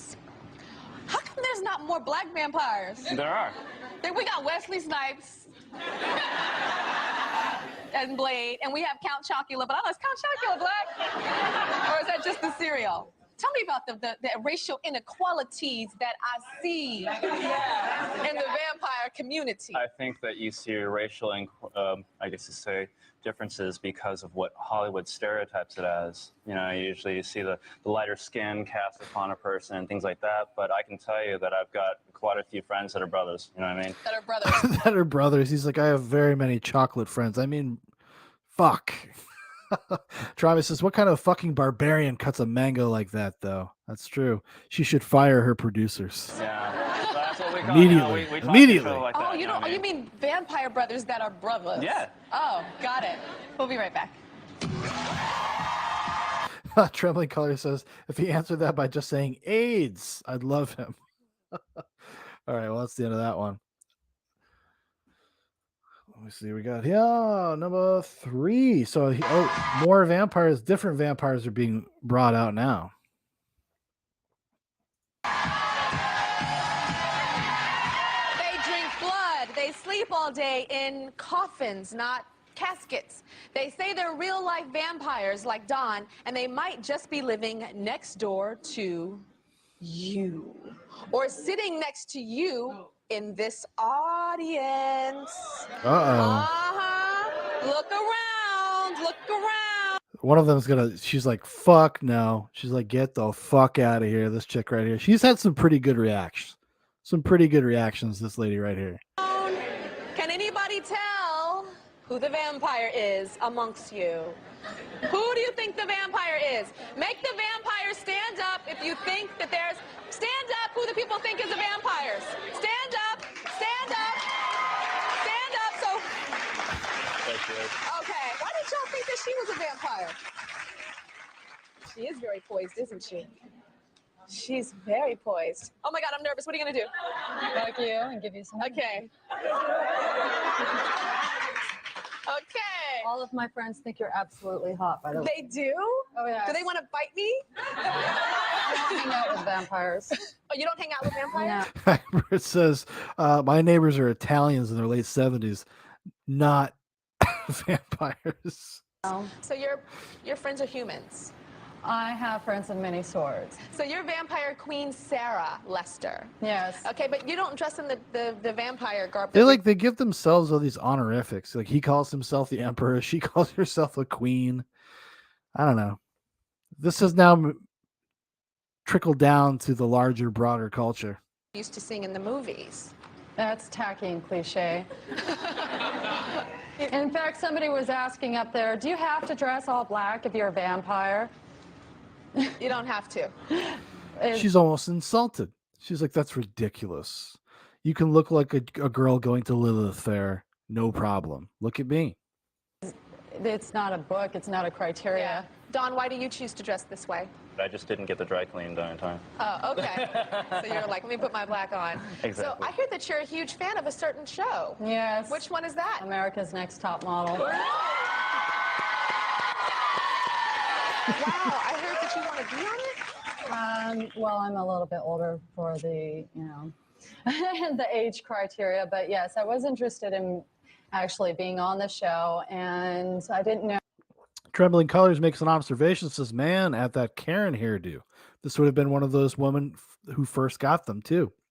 Oh, yeah. She, this would have been the proto Karen, probably, because she even has a little bit like Karen energy as well. Because Trami, I think he nails it. She's no fun. Dawn's living it. Yeah, she's kind of like she uses it as a way to feel superior, where Dawn's like, no, dude, I don't even have sex. I'm like a priest. I study this stuff. I do leg presses. Their reactions toward having a vampire on the show. If you fit the age criteria, I probably would put you on the show. Like to see if it's real, because then we have the cameras on you 24/7 and we can see you levitating and stuff at night. Spreading my wings. Spreading your wings. So when did you realize that you were a vampire? Were you born a vampire? You're born a vampire, right? Yes, you okay. are. And certain aspects of your traits are awakened, and a lot of it goes through processes, a lot of studying, education. I heard you thought you were a freak. Oh, yeah. I thought I was a freak. Thought she was a freak. Seriously, because I don't crave blood. I'm sorry. I think blood is... it's rudimentary. People think that we go and slash people's necks and stuff like that. That's the movies, guys. Really. That's Hollywood. I'm a psi vampire, which means I'm psychic. Yes. So you can read people's minds in the audience. Oh my God. She seems like she would be just the fucking worst. The haircut is very appropriate. can. How many of them in the audience believe that you guys are vampires? A lot of them think we're freaks. A lot of them. You feel that they think that you're a freak. How many of you guys I think know that they they're think freaks? we're freaks. How many of you guys? She's like, yeah, those are freaks. My mom told me about them. Trami says, yeah, she has that Karen thing. I demand to be respected. Well, Don doesn't care as much if you believe in him. No, he doesn't. Don doesn't give a fuck. Don's living his best life. Wow. And how many of you guys think that they're real vampires? A lot of them are very interested, want to research more. Okay. So tell me about food and sleep for you. Sleeping. Well, naturally, I sleep during the day. It's always been this way. Even in high school, I would be up all night. There was nothing I could do to go to sleep. I'd take sleeping pills. They'd keeping me up even longer. And my teachers could attest I would be passed out all the time in class. And there was nothing I could do to stay awake. No amount of coffee, nothing. So you sleep at night. And then you can go days without food? Yes. I just feed off of people's energy. And That sounds like a model or something, though. Just seems like you have a series of disorders like insomnia and some sort of weight issue. Well, Don does not have sex. He's celibate, and he says he doesn't really get horny. Do you have sex? No. No. No. So I think sex is very disgusting, and when I think about it, sorry. Sorry, you fucking bitches. Trembling Color says, you definitely feel drained for a week having to have conversations with this broad. That seems like to be the consistent thing with the psychic vampires, that they're just really insufferable and boring, and that's how they're draining the life out of you. Trami says, so this is her teenage rebellion. I like being up at night, so I must be a vampire. Watching fucking The Lost Boys on repeat. Sorry.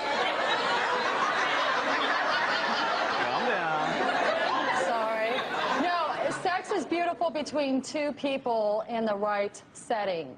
But a lot of people, I'm sorry, are hoochies, have no self-control. She's like, she's talking and when about I think me. about sex, I think about monkeys. Like, seriously, because this is all you see in society today. You have 14-year-old girls running around doing their thing. It's acceptable on TV. And I think it's something that should be cherished and highly honored. Wow, I didn't realize she was Catholic too. She's clapping, but she's gonna fuck Don later. She's gonna seduce him. Maybe she's also a vampire. You know, she's a psychic vampire of a different kind. So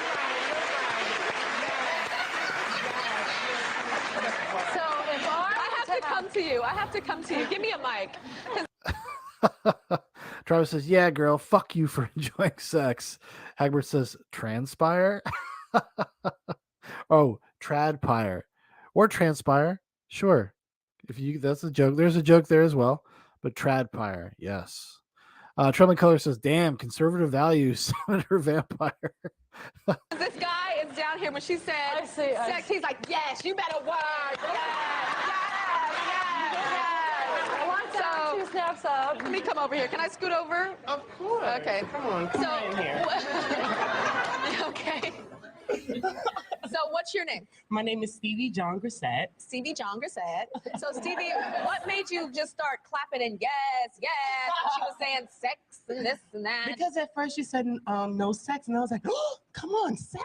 Oh. And then she said it's a treasure, you know, it's something that should be intimate between two people, and I really do believe in that. Do you believe in vampires? Well, I'm I do now. a realist right now, and I believe her right now. You do? Yeah, because I mean, she says she know what I'm thinking, so. What is he thinking? He's thinking he likes my outfit. And my hair. And her hair? Are you thinking that? I was thinking I love her outfit. We'll be right back. My goodness. Things are heating up on this daytime TV show. We're like a bunch of wine moms hanging out watching Tyra. Just a bunch of gals. Tarami says, the producer to his assistant, find me the most gay man in New York. Now. We're taping tomorrow. We got the vampires coming in tomorrow. Tyra will be furious if you don't. Remember last time.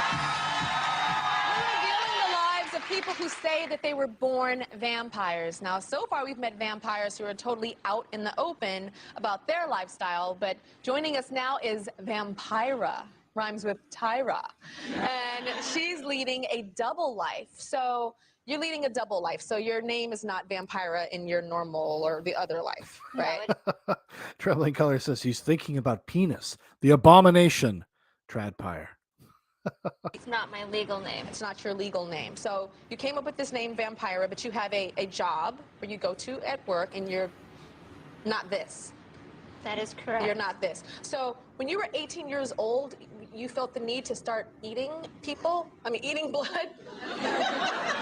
To feed from other people?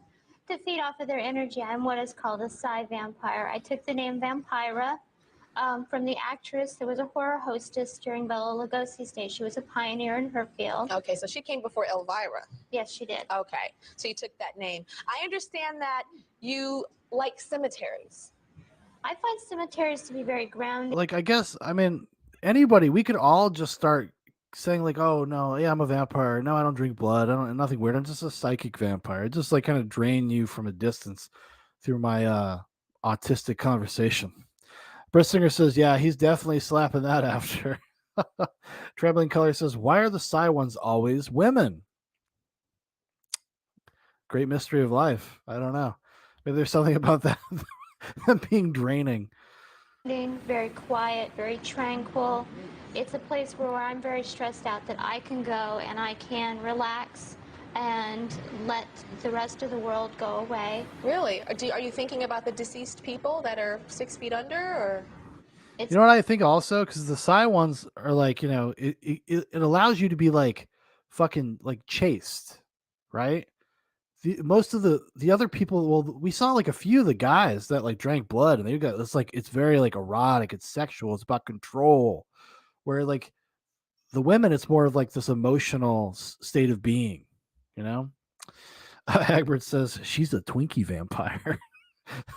Drami says, so you have the trifecta: the girl who claims to be a vampire to get attention, the guy who does it for the chicks, and the girl who uses it as a coping mechanism. Ooh, Tarami, perfect. Nailed it. It's not about deceased. It's to me, death is a new beginning. It's not an end, it's a beginning. Okay, and tell me about flesh. You say that you like to bite flesh? Somebody call Amanda. I definitely do have. Death is not the end. One of my ways to feed is I like to bite or feel flesh in my mouth. Human flesh? Human flesh. You can Well, don't get a blowjob from Vampira. miss it. But we don't bite it. Actually, how many times in the act do you actually get that aggressive? Seriously, be real, okay? Be real. But a nibble is different than a gouge. Is she actually? Are you breaking skin? I do not break skin. That would be unsafe and unsanitary. Okay, but if you would, if there were no disease. Oh shit. Prophet says, I have Nightcap on the TV like a baller. Looking good, brah. Shit. Would you break that skin? Unless the people had a tetanus shot. Okay, so let's see Vampira. She was featured on WeTV's Secret Lives of Women, and she showed them, and now she's going to show us one of her. Well, how many TV shows appearances do you have to do before you're not a secret vampire? Before it's not a double life? 3, 4, 5. Things to do that helps her feed energy. Now, before we show this clip, though, I gotta say, anybody that's watching, this is not something to ever try at home. Okay, you can roll it now. You like my knives? You like my pig stickers?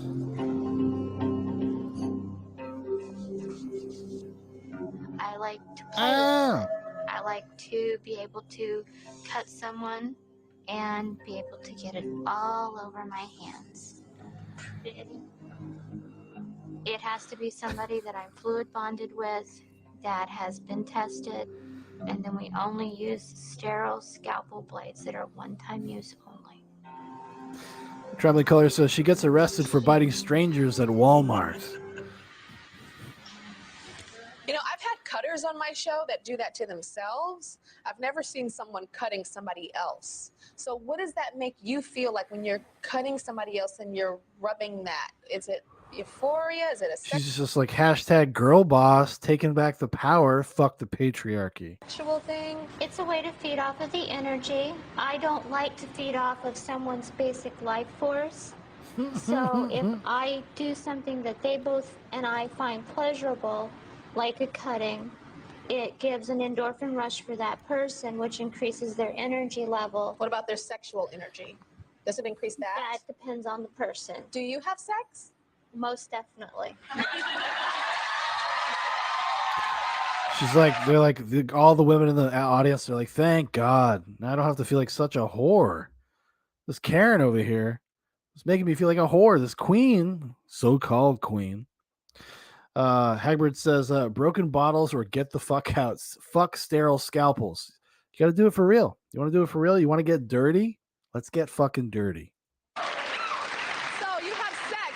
Well, Dawn is a celibate. Sarah does not have sex. So hold on, I do have to clarify things. We do have urges and we do understand sex very, very much so. Completely. It's very, very represented in my art. It is something that I have studied, and human Traumi comes in with a correction. They're all queens, Sean. My apologies, queens. My apologies. nature. So we use our sexuality to even control people, but for us, we've moved into a more enlightened state. Let's just put it like that way. tantric sex?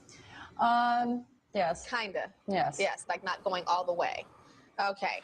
Yeah, so when we watched that other one with those guys that were like doing the hand thing, and they would go, ooh, ooh, whoo. That's what they were doing. They were having psychic tantric sex. I didn't know they were gay. So your Fooled me. last donor was who when it came to your blood ritual? That was my ex-husband. That's your ex-husband. Now you have a boyfriend. Yes, I do. And you want him to be your donor? Yes, we've discussed it and we're negotiating it. He's not real fond of the pain. I don't blame him. But there are ways to do it. Scalpel blades cut through skin like just like butter, so there is no pain involved. But Well, I mean, that can't be entirely true. There's not pain maybe while it's happening, but afterwards, you have a fucking wound there. Vampira. Trembling Color says she's in love with the vibrator, like many Karens. Trauma says, no, honey, you don't use your sexuality to control anyone. I'd rather take a sawhorse to bed or Dawn. Yes, Dawn would treat you right, you know? anytime he cuts himself, he'll call me over so I can play in it. Okay, I know she has a vampire group that's like a family, and we actually have some tape of it. But again, I have to warn everyone, do not try this at home because it is very, very dangerous. Well, unless Again, you're really this is for fucking, vampire unless you're family. Check it out. cool. Unless you're really It's a fucking static cool. electricity toy that we use to light the fires that we put on people with wood alcohol. It's simply more of the fear factor of you being on fire, and that's something that I get some energy that I feed off of. All right, here you go, babe. Guy's ready. He's like, oh, but only for a second. You know how many times when I was a teenager, you ever do that thing with like isopropyl alcohol? Maybe I was just a fucking idiot. Like soak your hand in it and then light it on fire and then just kind of go like that until it went out. You didn't have to put it out immediately. Oh, look, it's the crow. To get lit on fire is not really that scary. It's just an adrenaline rush. I love that. Your spiritual being is made up of elements that it is more innate to, and one of my stronger elements is fire. That was so freaky. Oh my gosh. And you see, they put it out real quick because he could have burnt up. Did y'all see that? It was like light and then like, poof. So who were you setting on fire? Well, that was my son. I took Oh classes to do. oh my God. Oh my God.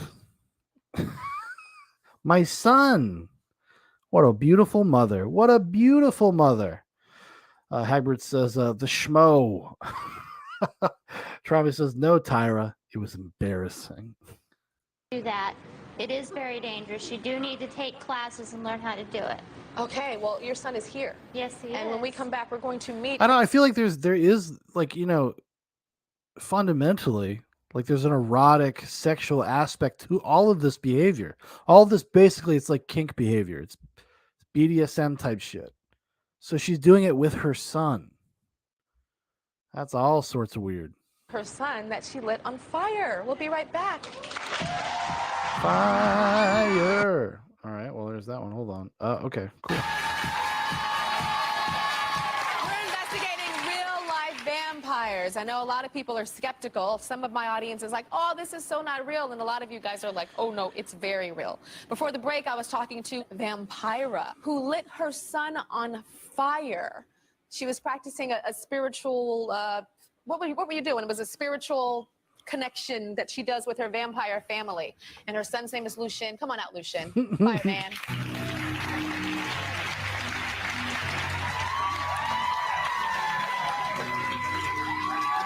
Welcome to the Dark Parade.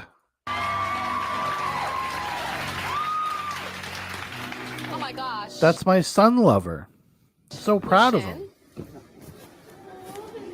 So, Lucien, do you have like burn marks? No, I've never burned or scarred from that. You never burned or scarred from it? No. Would I burn or scar from that? Because I'm not a Probably vampire? No. No. Oh, no, you've done it in a way where nobody will. No. Okay. It's a 3-second burn, so it only burns the alcohol. Oh, it only burns the alcohol. I got it. Again, do not try this. Do not try this. So Trembling Color says, of course that's his name. Yeah, I know. Lucien. Tarami says, oh my God, oh God, my high school just walked onto sets. Yes, especially. I have very similar sentiments and feelings. So you are his spiritual mother. Yes. Not his biological mother. That is so Lucien. Oh, okay. All right. That's not as weird. Because I was like, that's fucking, seems like we're crossing some sort of line here. We're crossing some sort of boundary. This is going to turn into another episode of Tyra, a very special episode where sons really love their mothers. You told your family that you were a vampire. Initially I told my brother, and he was doubtful. He was very skeptical, but he was open about it, and he learned more, interact with more of the people I knew, other beings like myself. Is this where it starts? Like this coddling of mental illness, for lack of a better way to put it, where we're just like, hey, you do you. That's okay. It's okay. Like, don't seek help. Don't do anything. Just let me validate every fucking thought that arrives in your head. I don't know if you're doing somebody a favor if you're just like, yeah, dude, yeah, I mean, you're a vampire. Sure. Hagbard says, those aren't vampires. Those are juggalos. They definitely look like juggalos. He probably has been to a gathering or two. He goes there because he can dress like this and feel accepted. And he's very accepting. My father, on the other hand, is a very religious man who is not very accepting. You don't Does say. not want to believe it. Says that all I'm going to do is put myself straight in hell. And he's still to this day, he tries to get me to turn my back on my beliefs of who I am. So you felt that Your beliefs, this is where it becomes like kind of a little bit more pernicious, because it's not just like an affectation or a kink or whatever. It's like, no, this is like a worldview. This is ideological. These are my beliefs. This is my religion. This is spiritual. Trauma says, I think it boils down to, yeah, whatever, dude. I have my own problems to think about. Well, a lot of times that is exactly what happens to a lot of people. They're just like, yeah, sure. I got to go to work. See you later. you needed to find a new family and you found Vampira. Yes. So do you drink blood? Yes, I do. You drink, how often do you drink blood? It varies upon my donor from a time period of a week to a month.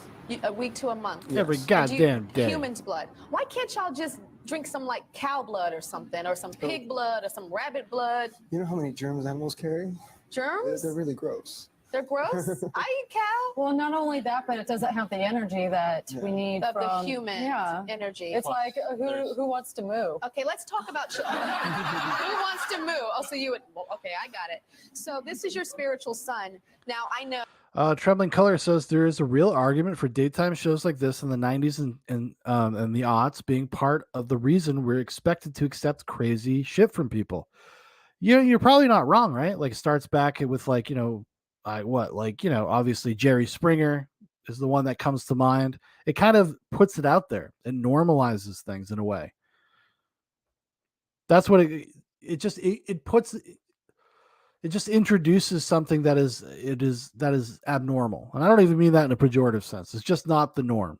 So people get exposed to it, and then they see what the ratings are like because everybody's curious about this kind of shit. I mean, that's what Nightcap is fundamentally, right? Like we're just curious about what people are doing out there with like subcultures and from a sociological perspective, and everybody feels that way. But if you just continuously do it, and in the way that like television works, they're continuously looking for ratings. So they put crazier and crazier and crazier people up on a pedestal for you to watch. At some point, it stops being like freak show daytime television, and you're watching reality shows where you watch the dregs of society put up on a pedestal for you to not worship, but for you to lionize in some way, to connect with, identify with. I don't know if it's a good thing. Tarami says, I can guarantee these people do not get along. Oh, no. There's a lot of turmoil in the vampire community, I would imagine.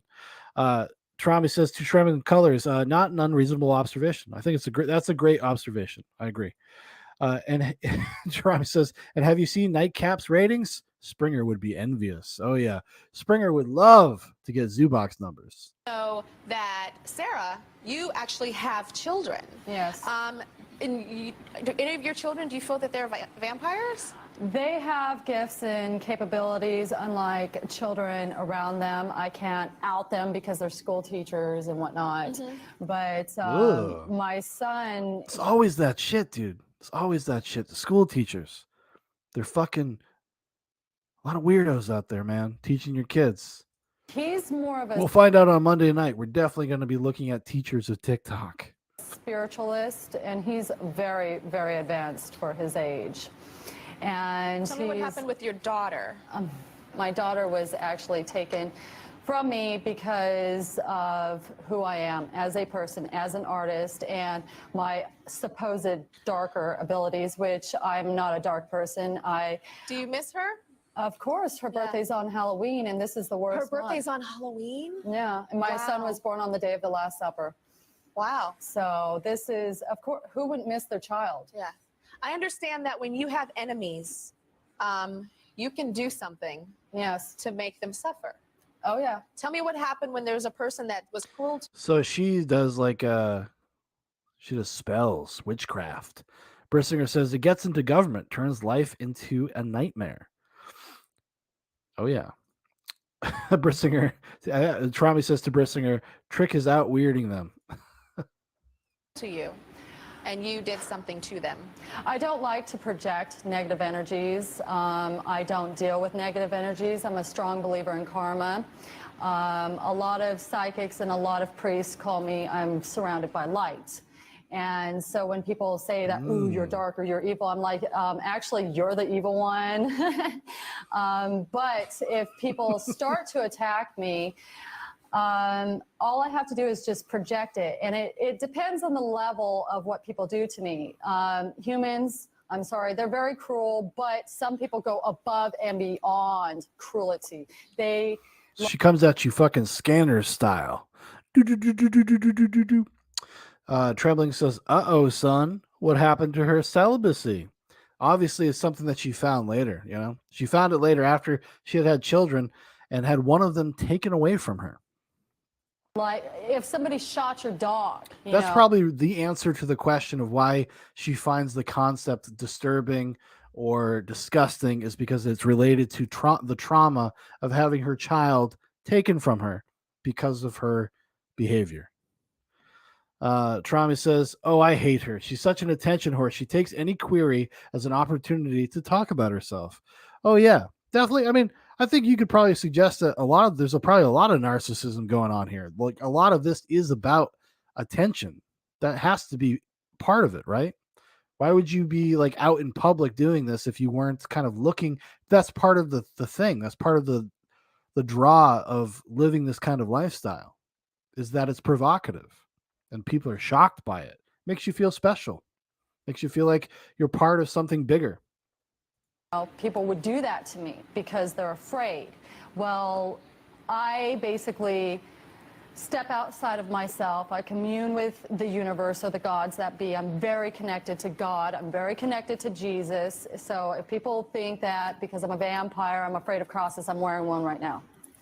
So tell me what happened to that person. There was a person that was cruel to you. Oh, yes. And you her confronted the sister person. committed suicide 2 days later after I told her, do not cross me. And it's not necessarily what you do. And it's not what I do, it's what the universe does to them. Because once again, I am completely, a totally pure of heart person. Oh, see, Don the Emperor, he had to come in and be like, yo, can we clean this up a little bit? You didn't make her commit suicide, okay? That's just what happens when you cross a vampire. That's just a consequence. Trauma said, attention is definitely a thing, but the others seem to have some distance to their ego.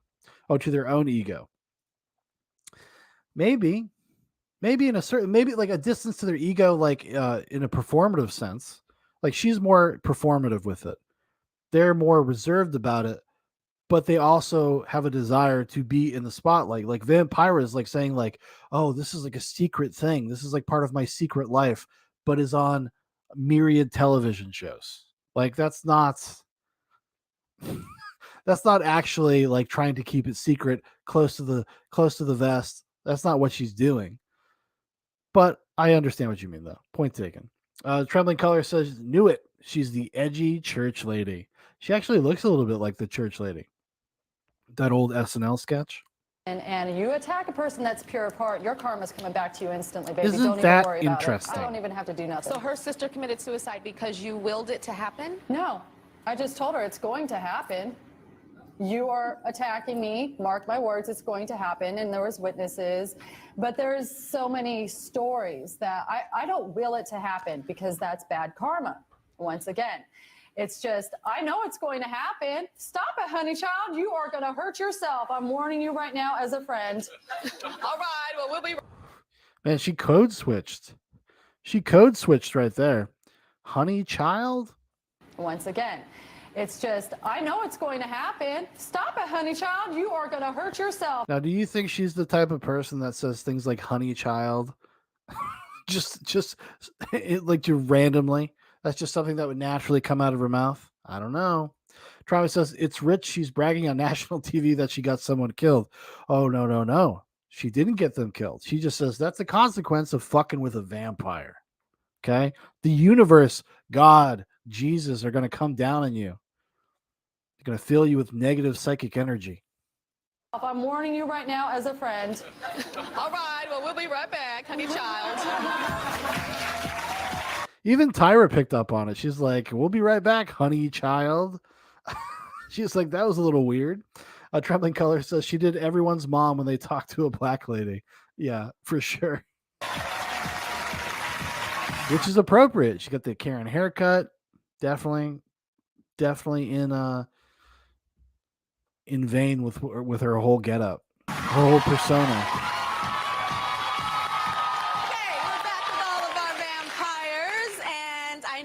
We've got some questions from the audience. Who has a question? Stand on up. What's your question? What's your name? Well, Nicole. Nicole, what's your question? Well, it's more of a comment. I don't really believe in vampires that really exist at all. I think it's crazy, and I just don't believe anything I've really seen here today.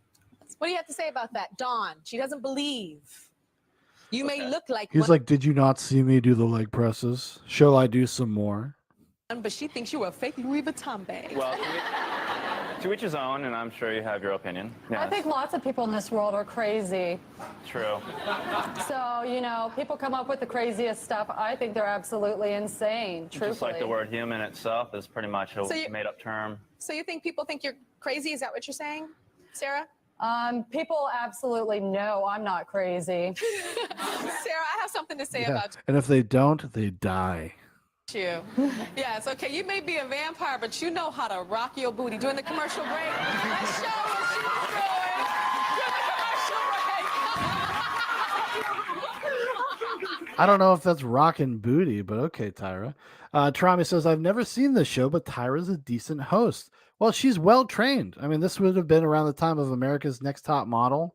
So she had a lot of experience being a host. A hostess. Right. And she was rocking. It was to Chris Brown. She was like, "Shorty, you gotta have it." Where do you learn to do that?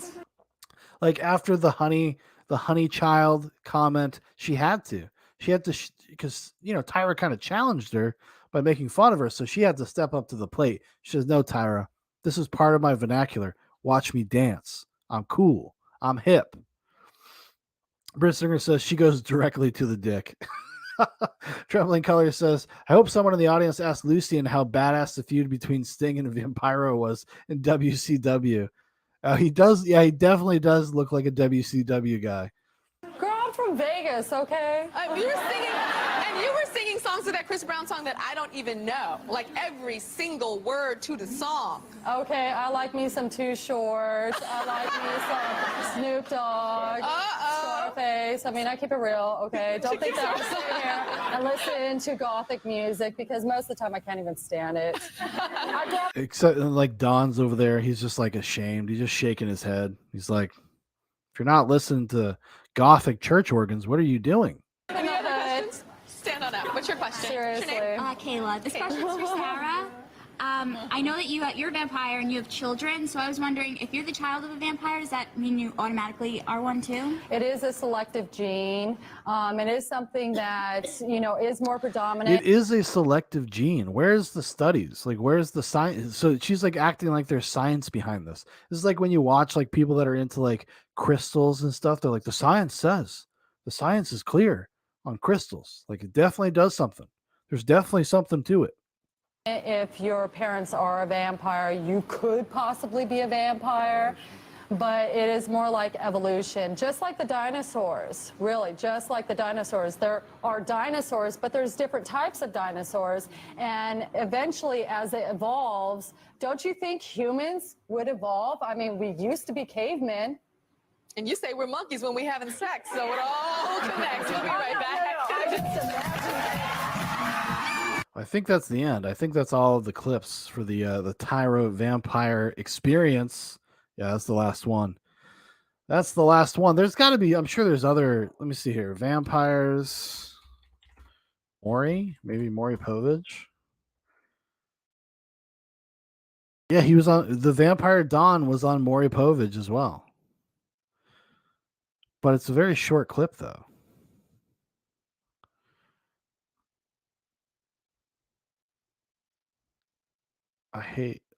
Yeah. Oh, wait. We got Teen Werewolves. We've got 10. Before we go back into, let's see, what else we got here? Okay. So we'll do Teen Werewolves. Let's check out this Teen Werewolf. We'll take a little sojourn. We'll take a little tangent. We'll go check out some teen vampires. Trembling Color says Don is seething over this woman. Yeah, because she's making his beliefs a farce. 10 nights until the next full moon, but already there have been sightings of these creatures around San Antonio. Yeah, those creatures Are they all from teen Texas? wolves. And as Ken's 5's Joe Cog reports, they haunt our high schools. School's out at John Marshall High, but this could be any school. And with any school come the cliques too. Cheerleaders, nerds, jocks, and goth. But lately, we've tailed another group on and off campus, literally. We're not to be feared. It's not emo. Okay, so this is just otherkins. Prof says, I love how these people are trying so hard to be Grievo, and Tyra Banks is bopping around like a kooky Oprah trying to impress your parents. Yeah, Tyra's just not gonna like play into it. She's like, I'm Tyra. I gotta be Tyra. And it's not goth. It's, well, more animal than that. Meet members of the Wolf Pack, one of several packs scattered about San Antonio's north side. We're not a gang at all. Like, gangs are posers. She's like, gangs are posers. We're not a gang at all. We're a pack. We're a fucking pack. Trami says it always comes back to furries for some reason. Trembling Color says, not to be feared. No shit. They just want attention. That's why they go on tagging stuff.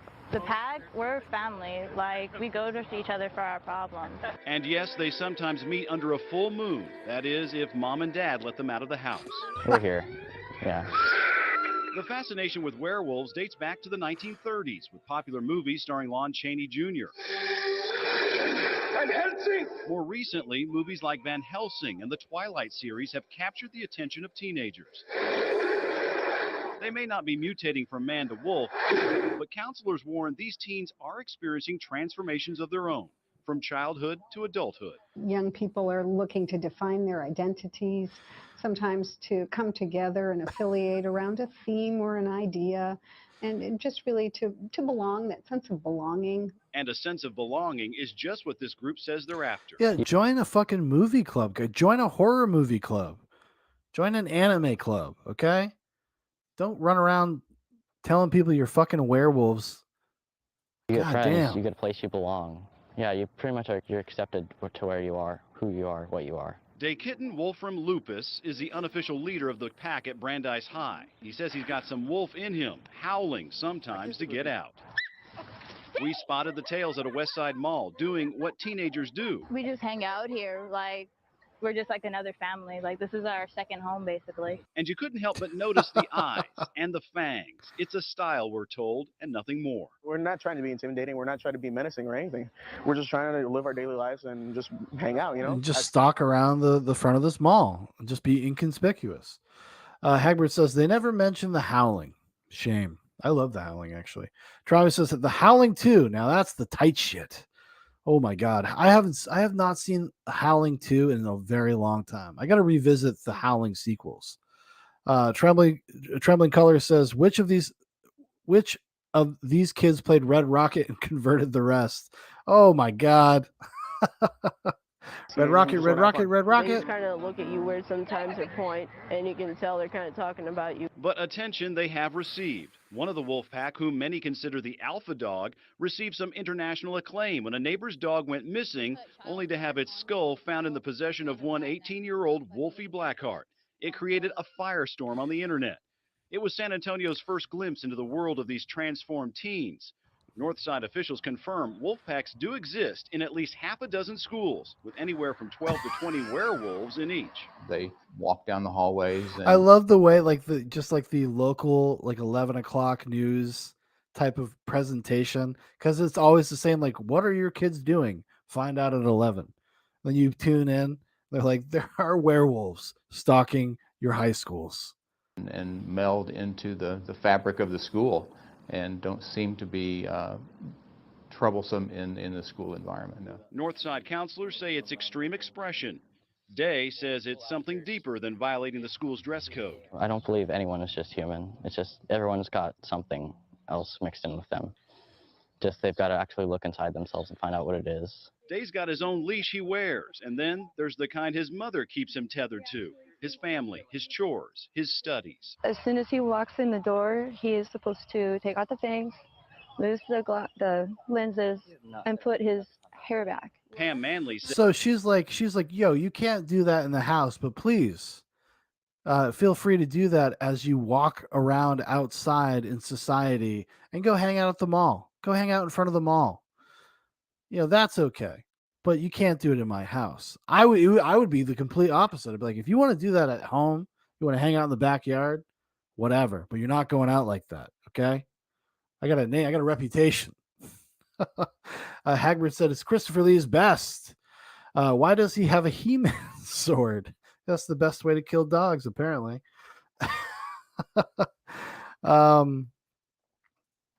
Trump, so that kid murdered a dog on the news is just that's normal. Well, it feels like that's a larger story, and that's what opened the eyes of the community. Like, wow, there's some fucked up kids around here. Trembling Color says had to kill the dog after, I guess. Well, you know, the dog challenged his superiority, challenged his place in the pack. Wolfie is just like, he's like, no, he's like, I'm the king. I'm the king doggy. Okay, I'm the king werewolf. I'm not gonna have my bullshit fucking challenged by some dog. Says she's proud of her son. They're good kids. And it takes some courage to stand up and be who you want to be and be able to express yourself in this way. If this is the worst that he does in high school, I'm blessed. Joe Conger. She's like, at least he's not smoking crack. Files. Eyewitness News. Well, everybody's got to be part of a group, of course. Northside ISD tells Eyewitness News the Wolfpacks, they aren't a discipline problem any more than the football players or other campus groups are. Werewolves is the focus of our KENS5.com web poll tonight. What were you in high school? Maybe a nerd, punk, maybe gothic, maybe a jock? Log online now to tell us about your... That's crazy. That's hilarious. Hagbard says, he's no Eddie Munster, I tell ya.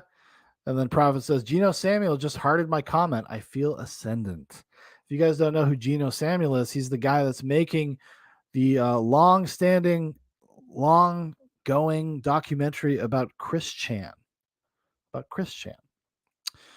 So we have another video here. We're going to go back to the vampires. This is Bloodlines of Real Vampires and How They Look. Now, this might need a little bit of setup for this video. This guy, his name is Owen Benjamin, well, I guess he's still a comedian. He used to be plugged into the Hollywood system. He was in a couple movies. He was in a couple sitcoms. And then he kind of like stood up, I guess, against like parents going along with like trans kid stuff. He said people that allow their 4-year-olds to transition are committing child abuse. So he's kind of blacklisted and ostracized from the Hollywood community. And Hagbard says he was married to Christina Ricci. He was engaged to Christina Ricci. This person, I've actually followed Owen Benjamin for a while. He's a crazy dude. So let's see what he has to say about modern vampires. Let's talk about how these tranny things work. So let's say you're from one of these elite blood. Oh, I know what I got to do first. So someone sent me this. BB, this was your last statement on YouTube before they cut the audio during the stream. I thought it was a great ending to the YouTube era. Quote unquote, it's about blood. These people are just royalty in a different form.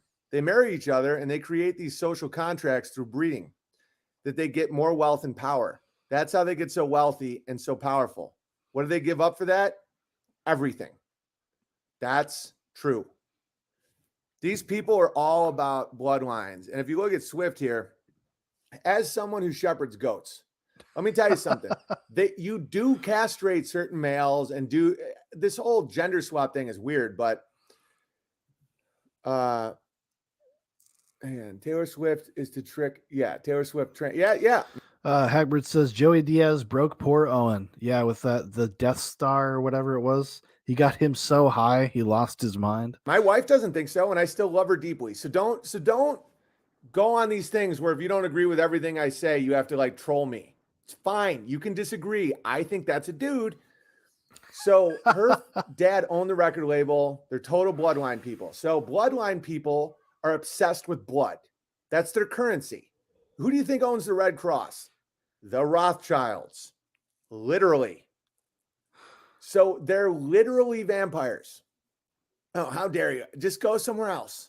And if I get kicked off here, we'll find another way. Subscribe to unauthorized.tv. Anyway, so what do? They Trembling Color says, oh man, you got to see the documentary about how far crazy he eventually went by this channel Porcelain. Oh, I've seen the Porcelain documentary. Actually, one of the reasons why Porcelain went into semi-retirement for like 2 years was because of the Bears, Owen Benjamin's community.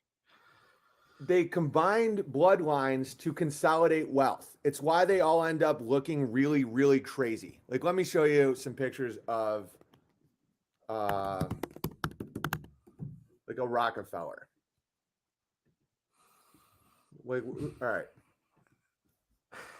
Prophet says the ADL about to assassinate Owen Benjamin before he can finish this sentence. Let me show you what these guys look like. All right. So when I say they give up everything, I mean, guys, I mean everything. All right, I'll just show you 2 Rockefellers. Oh my God, it's worse than I even remembered. Okay, so here's Okay, 1 second. I'll just show you John D. Rockefeller and David Rockefeller. Okay. These are the richest people in the history of America, right? They're still just control everything, right? Oh, I'm so jealous. I want to, the Rockefellers. Oh my God. Okay. This is the guy. This is him. This is John D. Rockefeller. Okay. He looks. That guy does straight up look like a fucking vampire from a movie. I'm not going to lie. Looks a little bat-like as well. It's like Gary Oldman in old man makeup and fucking Coppola's Bram Stoker's Dracula. Yeah, that's what he looks like, guys. Okay, now let's take a look at his lineage. This is David Rockefeller. Just wait. Okay, that's David Rockefeller, okay? So how do they get so much power? It's blood. These people are obsessed with blood. So what they do is they marry they for generations to a degree you can't imagine. Yeah, these are the people, guys. This isn't conspiracy theory. That's John D. Rockefeller and David Rockefeller. This is what they look like. All right, so straight up aliens. Trembling Color says, I remember seeing Owen Benjamin going more and more off the deep end just through his appearances on the Legion of Skanks podcast. Oh yeah, like that's for sure. I mean, he was being gaslit and also gaslighting himself. He's actually like I watched like an interview with him not that long ago from recently, and he has he's chilled out quite a bit since he would have been doing this. This is from a few years ago. Hagbard says he's like 92 in that picture. Yeah, 92-year-old vampire Hagbard. Oh, guys, this is just the ones we know of. I have a theory that the image of the alien is actually what the people look like, and I mean people loosely, who are at the top of the pyramid. They consolidate bloodlines to gain power and wealth. That's the only thing that really works. What happens is you end up looking crazy. It's what happens when you overbreed certain dogs. You know, like you'll have like a pug. I know my friend Roosh really likes his pug and everything. But it's like when you hyper focus on certain traits, and that trait would be wealth. What comes along with extreme wealth? Many times, a lack of human empathy, sociopathy, extreme aggressiveness, you know? So when you breed for extreme wealth, you end up with a fucking group of people that. How do you, well, I mean, I assume when he says like breed for extreme wealth, I think he's talking about incest. If I'm not mistaken, there's a lot of incest in these families. I mean, I can't remember for sure. It's been a long time since I've delved into any of this kind of stuff, but I think that's what he's getting at. Are not having a good time. No one's having more fun than the Bears. Guys, my merch site got taken down today, and it's like the 50th thing I want to talk about. Like, I don't care. I mean, I care for Ryan. I care for his livelihood. We will make it right. We'll do it. I know people like the shirts. I know people like the mugs. We're going to crush. But like, this is what happens when you care too much about wealth and power. This is your lineage. That. And that isn't just a bad picture of John D. I'll show you another picture of John D. Rockefeller. This is what they really look like. Guys, look into the Rothschilds, man. Ooh, they look. All right, this is an older picture of him. This is when he was a younger man. That's so. Even as a younger man, a little reptilian looking, right? Trami says, unavoidably, if you buy into the idea that a social class only marries itself. Well, I mean, there's probably some truth to that, to a certain degree. I don't know if it's as extreme as some people, like maybe Owen at this time in his life, would have suggested. But clearly, that's part of what's going on, because it's like a continuation of royalty, of royal bloodlines, and how do you keep it pure? People do have ideas about that kind of stuff. Even somebody like what's his name, Jeffrey Epstein, he was all into like eugenics. He was all into like pure bloodlines. He thought of himself as one of these people, and I don't even think that's like a secret. I don't even think that's like that's not a controversial thing. I think that's some like public statements he had made. You don't hold me to that. Don't hold me to that, but I feel like I remember. It's been so long since I've looked into anything like that, even just for fun. Travis says, "Oh no, it's definitely true to a certain extent." Yeah, that's him in at like 45, 50. Look at him. They literally look like this. So that's when people get into bloodlines and we got to save our blood. It's such bullshit. Vampires, yeah. That's what happens when you don't marry for love and loyalty and faith and health. I married Amy because I love Amy. When we're together, it was just incredible. These people don't. So what happens when you're obsessed with blood? Let's say you have a little dude named Taylor. What do you do to make sure that dude doesn't just run around getting everybody pregnant? You chop off the wean, you start them on a hormone program when they're young, and you make sure that bloodline is I don't believe that. I don't believe that Taylor Swift is a man. I don't. Flipped. That's a dude. I get it. You might not think so, but whatever. It's about blood. It's always about bloodlines. Blood to them is currency. It's currency. So when you have let's say you have just like a young stud, and I mean that as far as breeding goes. When my goats are going to have, they're going to kid in a few months. There's going to be some dudes. And I don't want them just running around banging their sisters and messing with everything. So they will be turned into eunuchs. I literally, you put a rubber band around their balls at a certain age and it falls off. They do that with people. And who's they? Them, the people doing it. Taylor Swift's dad. This is a theory. I'm 90% that's a dude. I love all the quality. It's a theory. 90% sure. Trauma says that's a little far fetched. Yeah. No, I don't think Taylor Swift is a man. All right. Oh, someone asked, my P.O. box is 727 Gig Harbor, Washington, 98335. Support what you like or it goes away. I'm very lucky that you guys are supportive, and it isn't. Not only is it not going away, it's growing. But if you want to support, just mail me something. They can't control that. I wish that there's probably archives somewhere, but some of the stuff might be fun to go back someday on a nightcap and just go watch old Owen Benjamin streams when he was really, you could say, becoming unhinged. He did this whole there was a 4-hour stream where he talking about Steven Spielberg being a child rapist. It's pretty crazy. That PayPal. Rockefeller Pig is going to give me nightmares. Right. So never be, and when I say don't be envious of these people, I mean it, because it will help you feel joy and gratitude for your life. You can look up. Well, he's not there. He's not wrong there. He's don't be envious of people that are clearly living on a different stratum than you are. Don't even worry about it. It's not worth your time to wish that you were them. Trauma says she doesn't have to be a dude to be a disgusting case of nepotism. Yeah. I mean, just like everybody else. Trembling Color says Owen's main problem is that he reads the real conspiracy stuff, but doesn't stop there, but instead believes everyone he reads. Yeah, I would agree with that. He will entertain it publicly. I suppose it's kind of the same thing that most people do when they start going down certain rabbit holes and stuff like that. Everything feels revelatory. Everything feels exciting. It feels like, oh, this is the secret information. I'm one of the people that knows without any type of vetting. But he's doing it all publicly. Most people don't do it publicly. Most people just do it, at 2:00 in the morning while they're eating Doritos on their couch.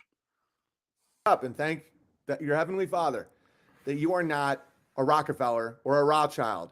People that are in control of the blood supply. Literally, the Rockefellers and the Rothschilds run the Red Cross, literally in control of the blood supply because they're insane.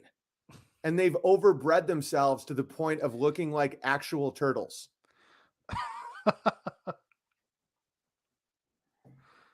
All right. Elitists like to inbreed their own. Yes. It's one thing to want it to not be a globalist, oh, my kid is black, Japanese, white, Mexican. It's great. I get it. Tromby says, and then they tell you about it at the coffee break at work. Did you know? Yeah, that's generally how it goes generally, right? Not everybody's speaking to 2,000 people on live streams doing it. Hagbert says he set me straight on the dinosaur hoax. Oh, dude, I'm pretty agnostic on the dinosaur question, but my son is very into dinosaurs. I have a 4-year-old son. He's like very into dinosaurs. So we read a lot about dinosaur stuff all the time. And the thing I've come to realize about dinosaurs and the information we have about dinosaurs is there's actually very little, and most of it's very speculative. Um, so most of the concepts we have of what dinosaurs are generally pretty inaccurate, or we just don't know. And they just kind of make up stuff. And they would admit that. Like that's not even it's not even a conspiracy. Trembling Color says this is the stuff you're supposed to talk about with friends IRL or online, not in front of a camera. I agree. Yeah, because it's fun. It's fun to go down these kind of rabbit holes. It's like a thought experiment, right? Like Norwegians are beautiful people because a lot of them just are from the lineage of Norwegian, and but when you get really tight, when you're breeding for pugs, that's when things get wild. That's when things get fucking crazy. All right, so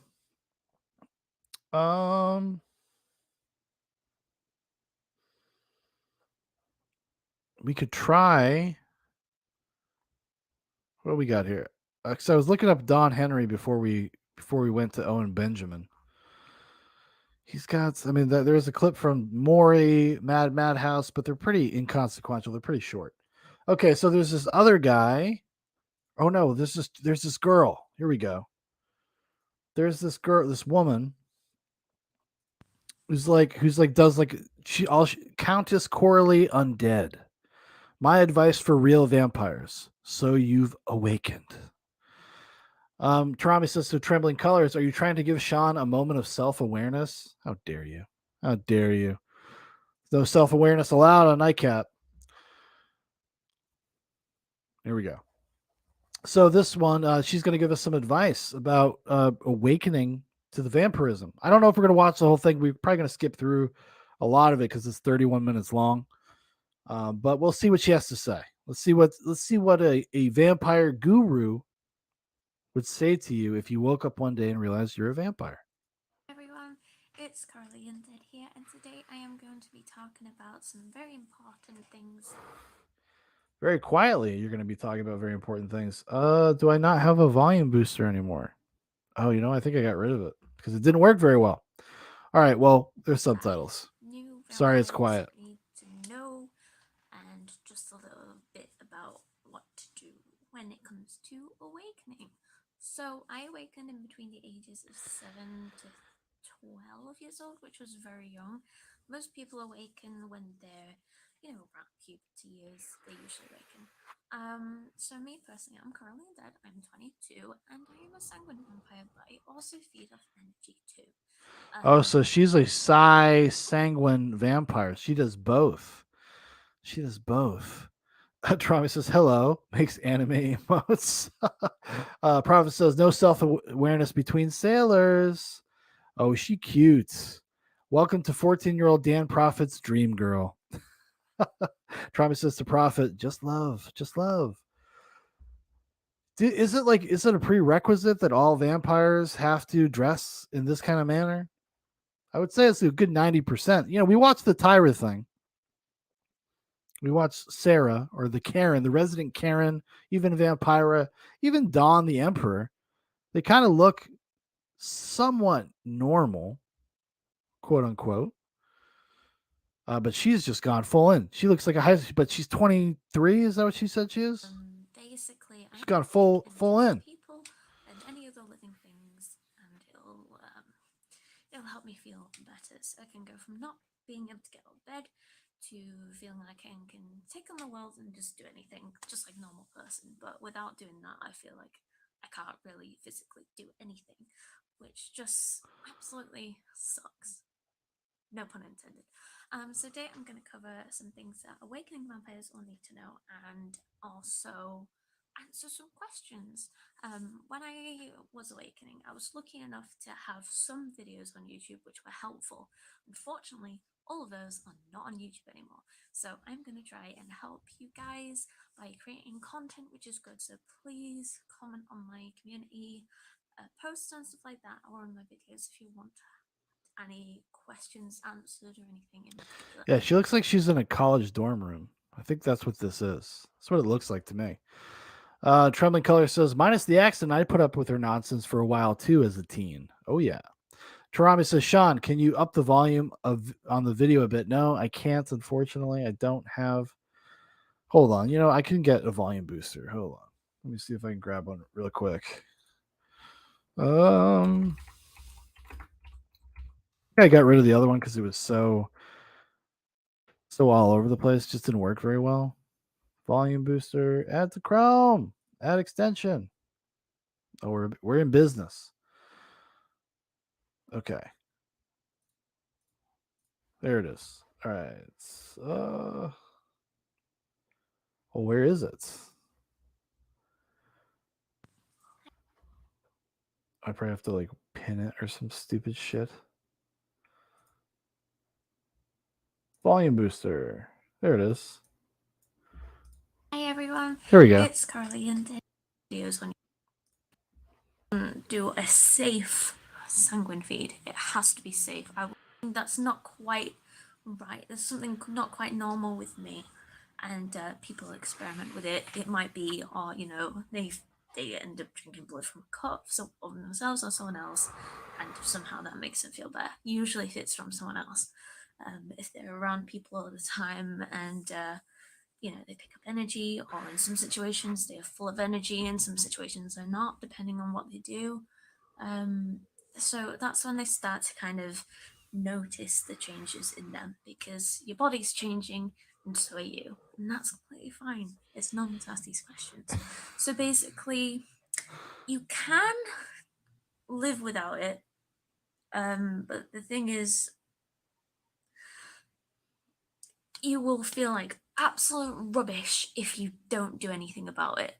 I don't know. For me, if I don't do a safe sanguine feed, it has to be safe. I will talk about safe feeding in a later video. But for now, please don't try anything. If you're a minor, please don't try anything. If you're 18 plus, then you're allowed to look into donors, look into. And then you're allowed to do whatever the fuck you want because you're an adult. She's like, I experienced this 5 years ago. Swans and stuff like that, but please don't self-harm, because it doesn't do anything. Don't self-harm, and don't go around hurting other people, because that's wrong. You can't go around biting people. You can't go around attacking people. You can't go around scaring people. It's not like the movies. These teeth, they are not for biting. And if people born with really, really long teeth, even if our bodies were designed like that, it's something we can't do, because if we tried, we would end up killing that person. Because if you were to bite into someone and rip at their throat, for example, they would bleed to death and die. And we are not murderers. We are people just like anyone else. So no going around murdering people, and it has to be consensual. I will talk about safe feeding later on, but we don't go around biting people, we don't go around killing people, we don't go around cutting people. It is wrong, and I will go into depth. Oh man, she seems like she's speaking from experience. It's like, you know, I used to try to just cut people for blood randomly too. Don't do it, kids. Trami says she has this wobbling to her voice that makes her sound like she's about to cry. Did she train to go with the shrinking violet persona? No, I think this is like just a nervous person. I mean, like most of these people that are engaged in this kind of stuff in earnest. You know, I hate to say it, guys, but I hate to say it, everybody, but they might have some problems beyond being vampires. At a later video, if you want me to, but if I don't go, I'll say sanguine feeding, which is basically I have a donor who is one person in my life, and they give consent for me to be able to do these things only when they're feeling up for it. Obviously, I would never take if they didn't want me to, ever. But It's like all these they're all noble vampires, at least in public. They have this nobility about them. Of course, we do not partake from, we don't victimize people. We don't partake from those that don't want us to feed upon them. Cowards, that's what I say. I say go live your best life. Attack people on the streets. As long as you're over 18. always has to be safe. So we usually get a sharp object, either like a razor that's been cleaned, definitely cleaned, or people can use like scalpels and stuff like that, and they just make like a small cut either on like the hand, on the back, the arm. Usually the most common is the back. And first we clean down the area with like alcohol wipes or something like that. Make sure our teeth are clean, and then we make a small incision on a little bit of the body, and then we feed from that for a little bit, and then we check the cut. Like, what do you do? Like, if you're this kind of person and you wake up and you're 35, like, fuck, I like filed my teeth into fucking fangs. The fuck am I gonna do? Like, I mean, we saw some people that are older, some people that are in their 40s and stuff that are still engaging in this behavior and this identity, persona, whatever you want to call it. But what if like one day you wake up and you're just like, fuck, what did I do to myself? Holy shit.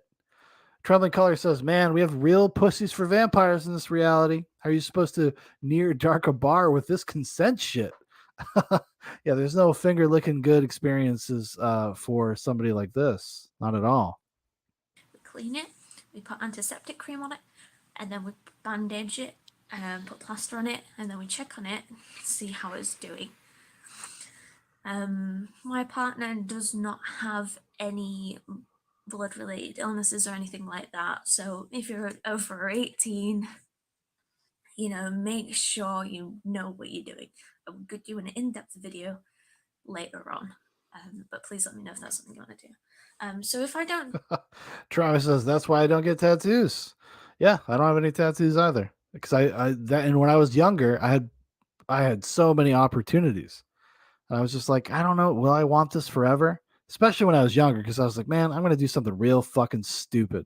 I know I'm gonna do something stupid, and I had enough self-awareness to be like, I will regret this someday. I'm not opposed to tattoos or anything. It's just me personally. I was just like, man, I would do something really, really dumb. do that, usually if I don't do that like within like 6 months or a few months, I can start to be like really irritable. I can feel really, really sick. My mental health is a lot worse. I feel like I can't do anything. I legit stuck in bed for a really long time, either due to low energy or Yeah, because this is a projection. You've established this thing in your mind, this psychosis, your pathology is that like, oh, well, I need blood to feel energetic and survive. It's a kick. It's a cool thing. And if I don't have it, it's almost like what do you call it?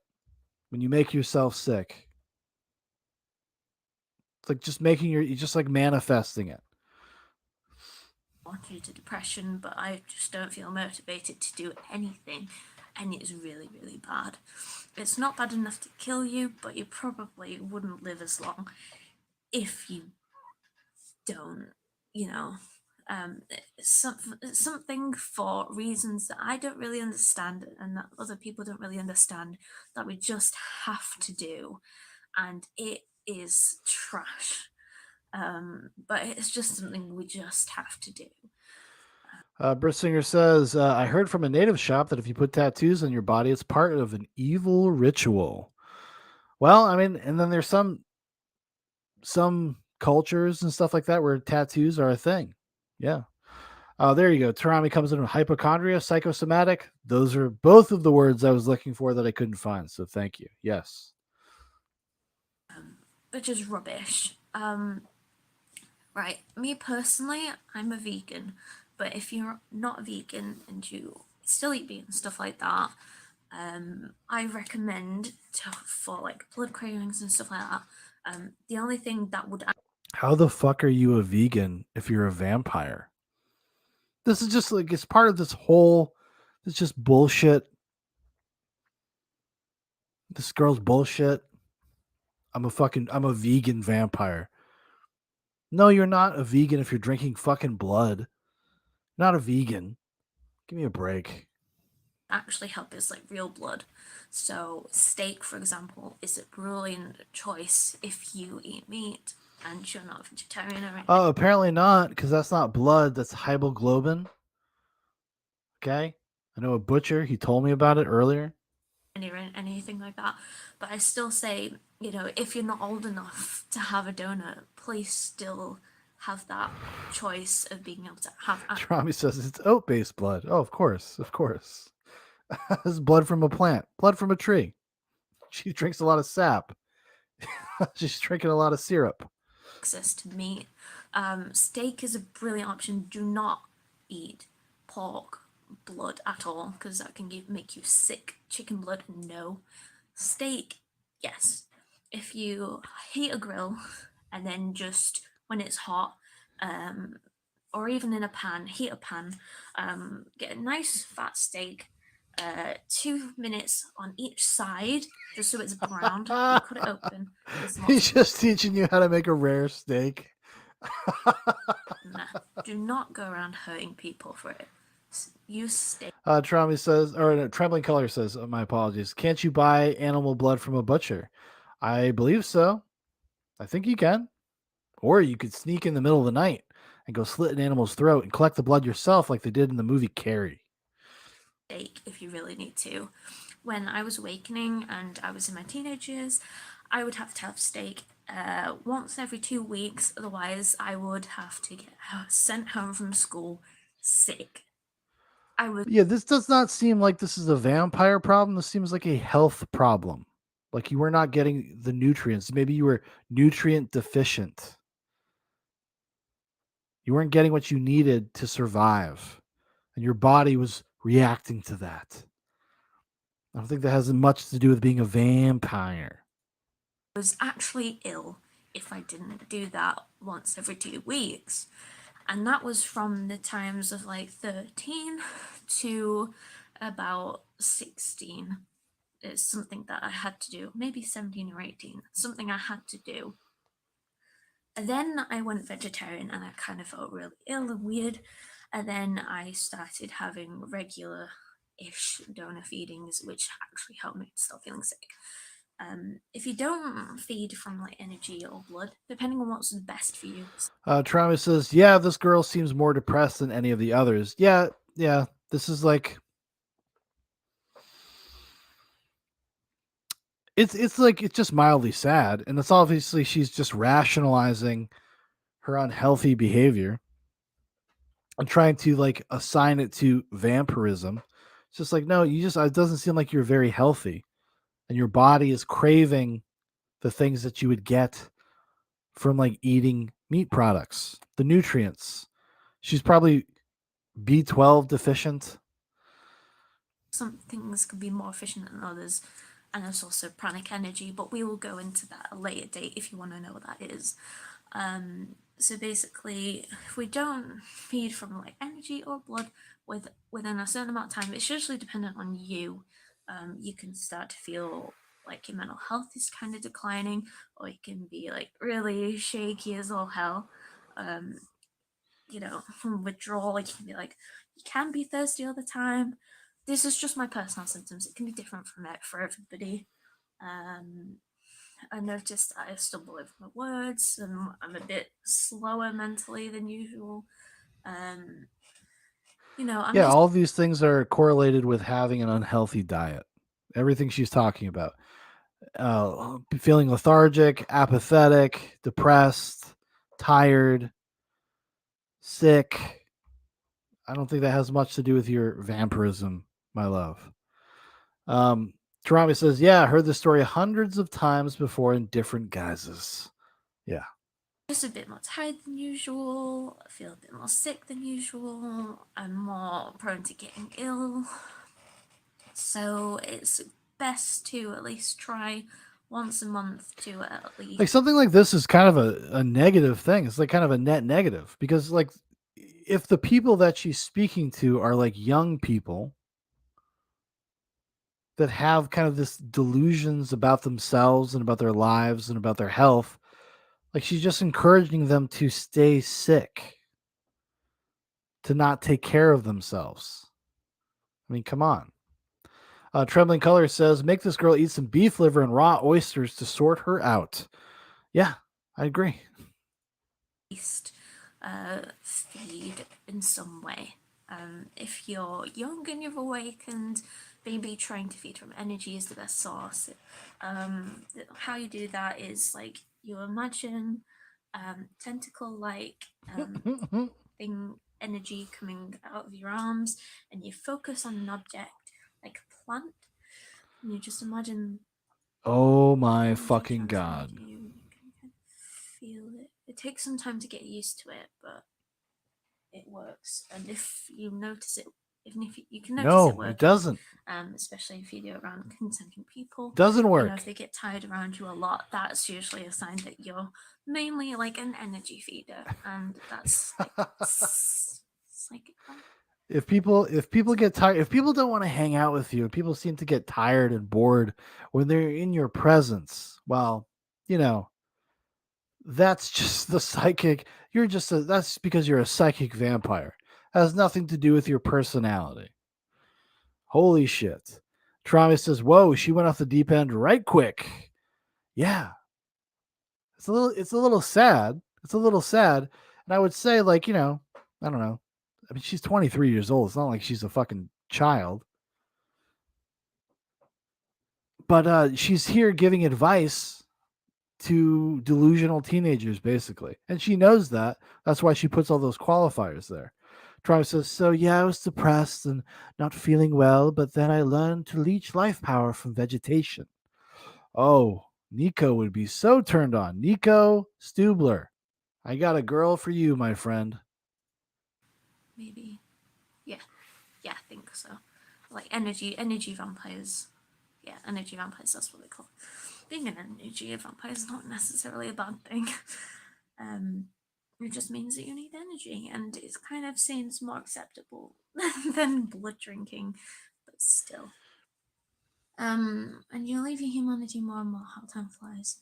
It's how you see it. If you want to see yourself as a human, then do. You could just see yourself as a human who drinks blood, or a human that needs additional energies to be healthy. Or you don't have to identify as a human. It's your choice what you want to identify as. You're a bit different than normal people. I see it as kind of like an evolution in a step of the way people have evolved from the apes and stuff like Yeah, it's just like you're like an X-Man. You're like an X-Man.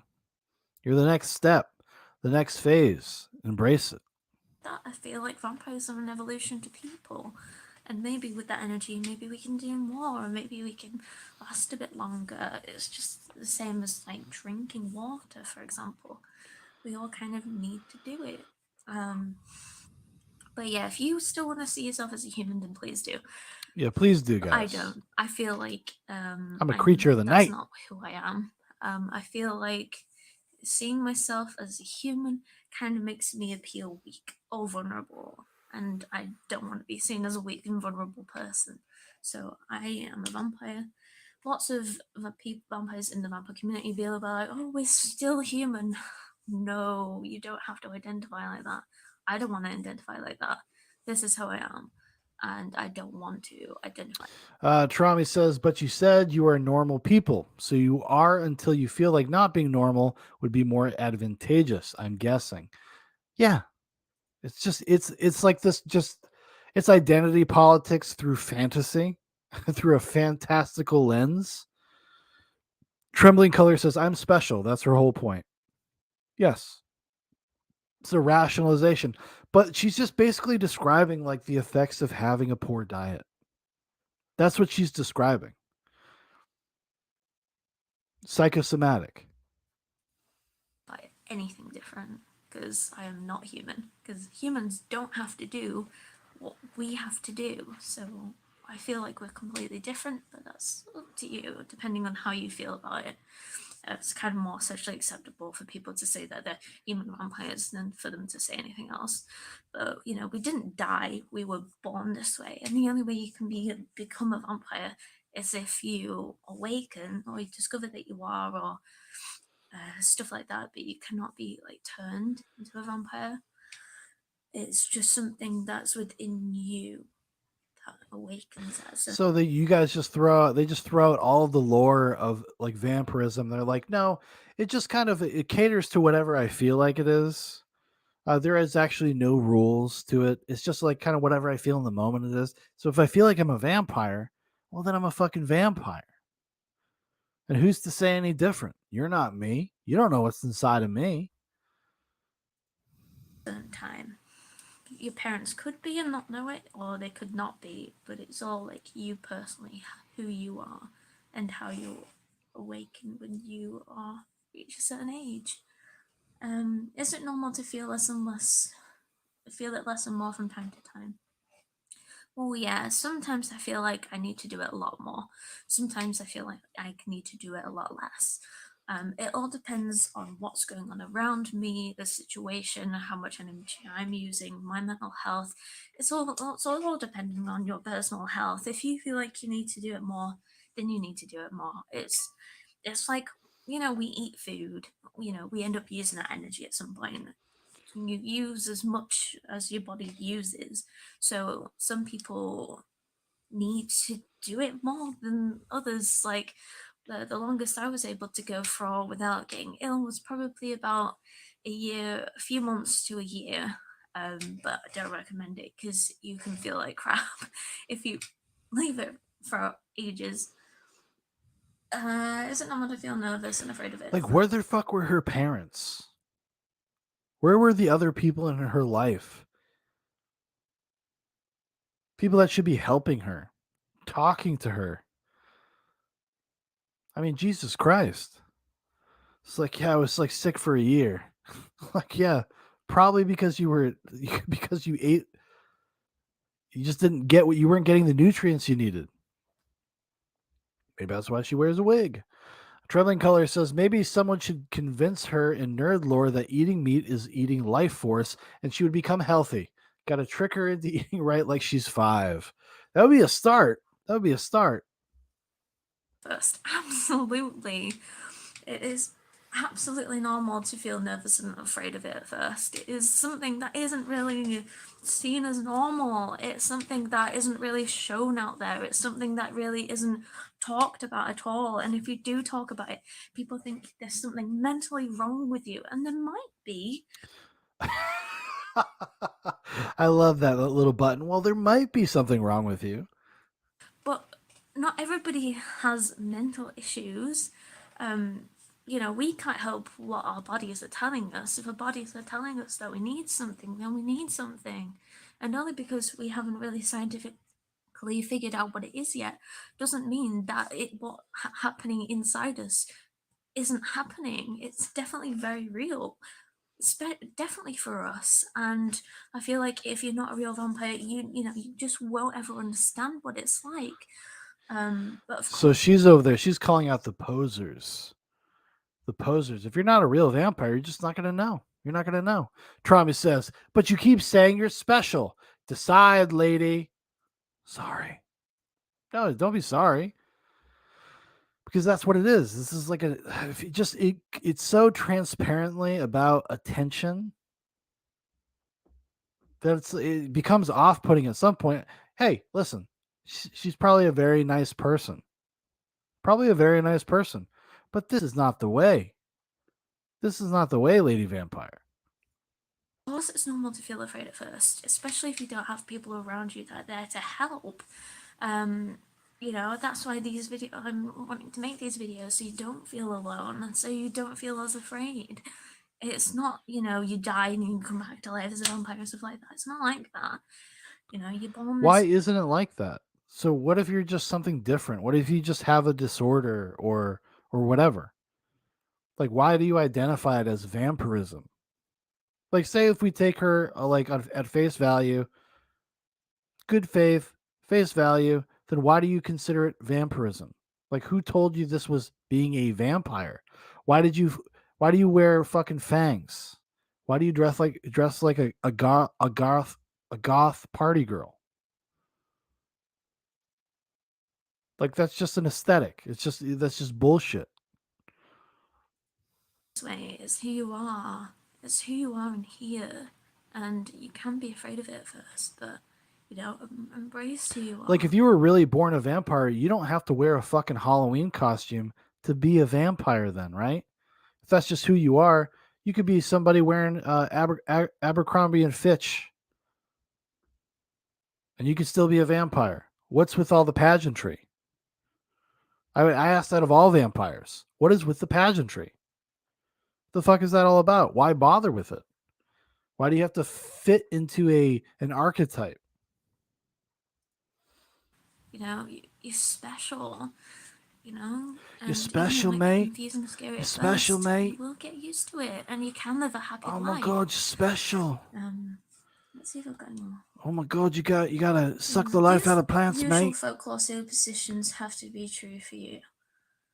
Let me try and understand that. Do they have to be true for me? Well, folklore superstitions that like being allergic to the garlic and the sun and like holy objects and stuff like that. Let's have a look online at vampire weaknesses. So, if you do not meet any of the criterion for what colloquially people understand to be a vampire, are you a vampire? Like, where are these rules established? Don't they come from that? Like the folklore? I mean, like, they do away with all this stuff like, oh, well, it's not garlic, it's not crosses, it's not the sun, but let me dress as if I'm in a fucking movie. What's the point? What's the point? Just seems like a fashion statement, a trend. And let's see. Trami says, you can't tell her what she feels like, Sean. No, I can't. I cannot. Any of these. I cannot. Potentially immortal. I hope to live a very long life, but I'm not sure if I'm not immortal because I was born of flesh and blood. I don't think I'm immortal, but I think I might have a naturally longer lifespan. Hoping I live to 100. A few weaknesses. Why? Why are you afraid of death, vampire? It can be destroyed through a stake for the heart. Anyone can die if they're stabbed in the heart by something.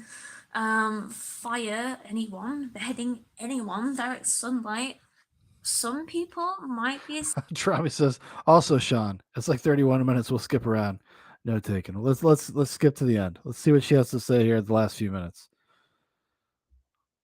See, when we're having the nightcap experience, you're basically just like, this is what I would be doing if I wasn't live streaming. I would just be watching it. Trami says proceeds to watch every single agonizing second. No, I understand. Trust me, I do. Actually, Big Paul sometimes just like, yo, man, sometimes it's okay to skip through a video or bail on it. I'm like, that's not nightcap. That's not what we do. We suffer. We suffer through it. All right, let's go back a little bit. Let's see here. Keep seeing mental illness and still be a vampire. Okay, hold on. So we got to go back far enough where she's talking about mental illness and sickness. Some of the best things I recommend that you do is, number one, make sure it's not anything medically. Like, go to the doctors, and if you have any concerns about your health, please make sure they get checked first. And if there's no like physical or actual sickness that you experience, then you very well might be a real vampire. What are you talking? Do you think this girl went through a battery of medical tests to determine whether or not she was an actual vampire and why she felt the illnesses she felt while transitioning to becoming a vegan? Do you think she did any of that stuff? I mean, come on. Trembling Color says they need to look like Anne Rice characters in period wear, although the vampires in those stories dressed in whatever period's fashion they were into so they could fit in. That's why they dressed like the past. Yeah, exactly. Travis says, that's why we're here, man. Oh, I understand. I gotcha. Like, and I do appreciate that.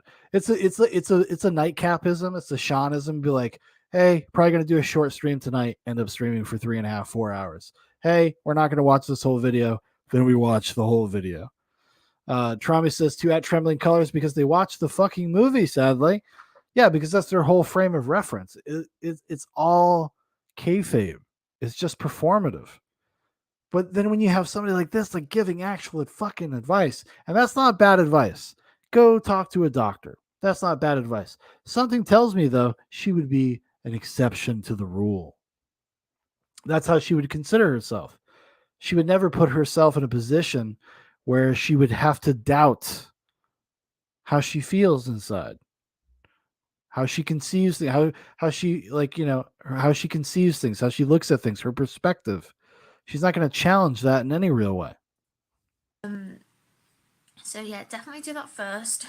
Number 2, top tip. These are some top tips. These are the vital top tips. So make sure you listen to these. Vital. Number 1, get yourself checked out by a doctor first.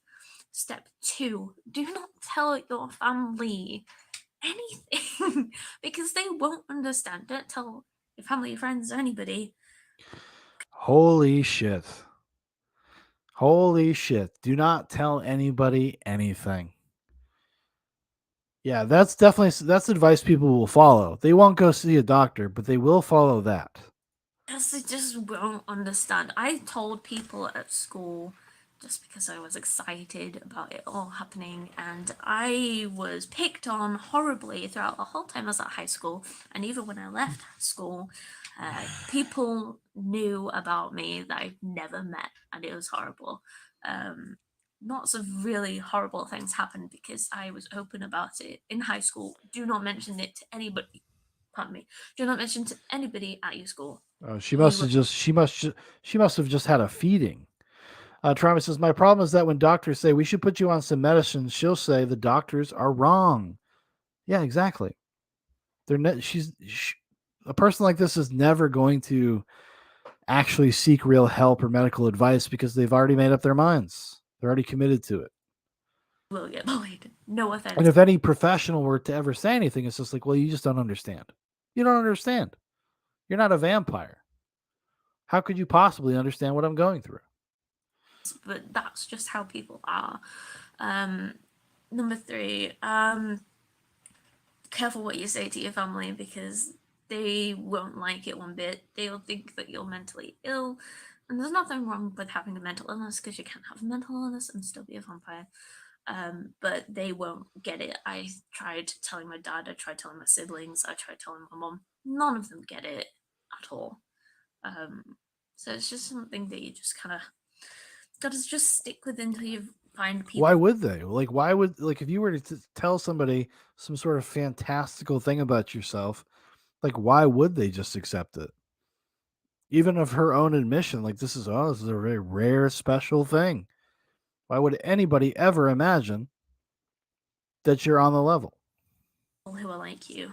Number 4, you can look for groups on Facebook that are real vampire groups, and they can answer your questions and stuff that you might have as well, or you could ask me.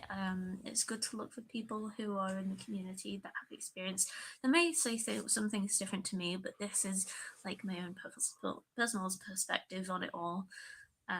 So yeah, look for groups on Facebook if you're old enough to use Facebook, and I hope you all are.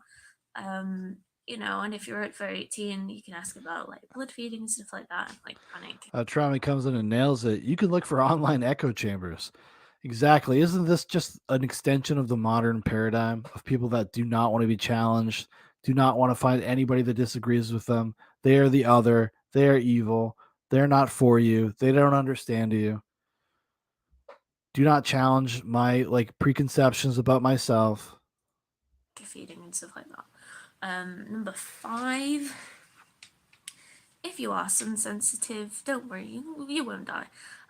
Just make sure wear long sleeves in summer, wear sun cream, have a parasol if you need it, and it'll just get rid of that mild icky feeling, but you won't die in the sun, trust me. Number 6, don't trust everything you see in the movies. Like, I've watched so many things and I've been able to pick apart lots of different things. Most of it isn't right, but it's good to watch if you want to kind of feel what it's like and just celebrate it a bit. Something to be enjoyed and be like, oh, I might pick apart their style, I might, She's like talking about like as if you were watching somebody like that's a firefighter. You watch like Backdraft, you're like, well, it's not exactly literally true. It's not the exact literal experience, but it's very entertaining. It's very enjoyable. Trami says, and as you said, it's about identity, not about ideas. Yeah, 1000%. Nobody's looking for truth. They're just looking for validation. look into that, or I might want to ask questions about what happened in that film to see if it's something that's real. And number 7, next top tip, don't go around hurting anybody. If you want help on feeding, message or comment on my videos, or find out information in groups. Do not hurt anybody. See, this seems like a really bad advice. She's like, oh, you need like help with feeding. Like, I can put you in touch with people, right? Or communities. What if like you end up putting somebody in touch with somebody that's like a psycho, like it's like a weird sadist,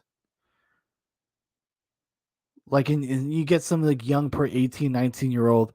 I'm a vampire. What am I gonna do?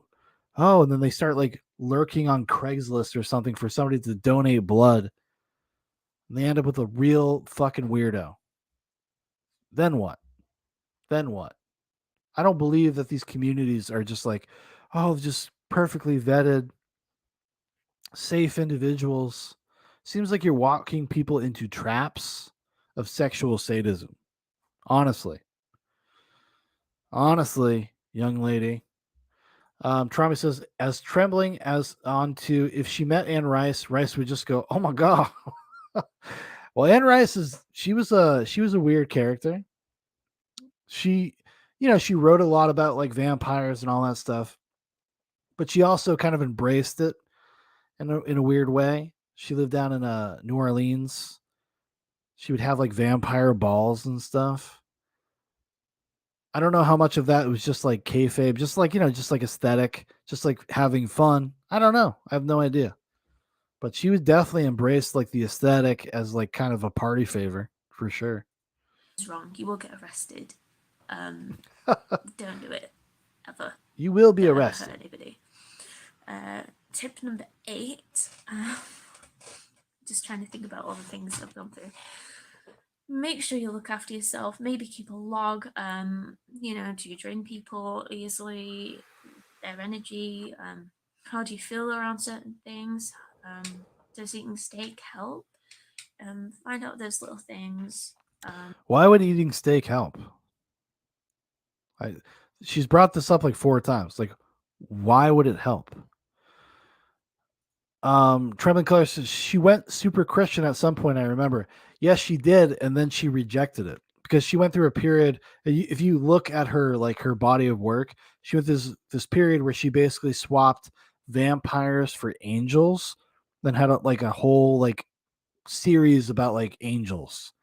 But I think she went back into secularism and vampirism in the last like 15 years of her life.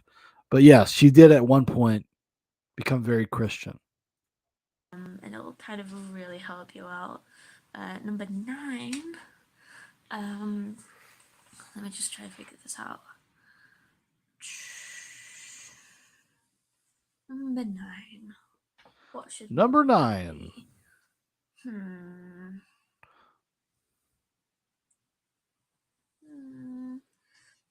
Ooh woo. I don't know. Ooh woo. Yeah. All right. Okay. That's enough. But you know what we'll do? We will let's look at her channel. The Countess Corley Undead. Things people. Holy crap. That's actually not that old.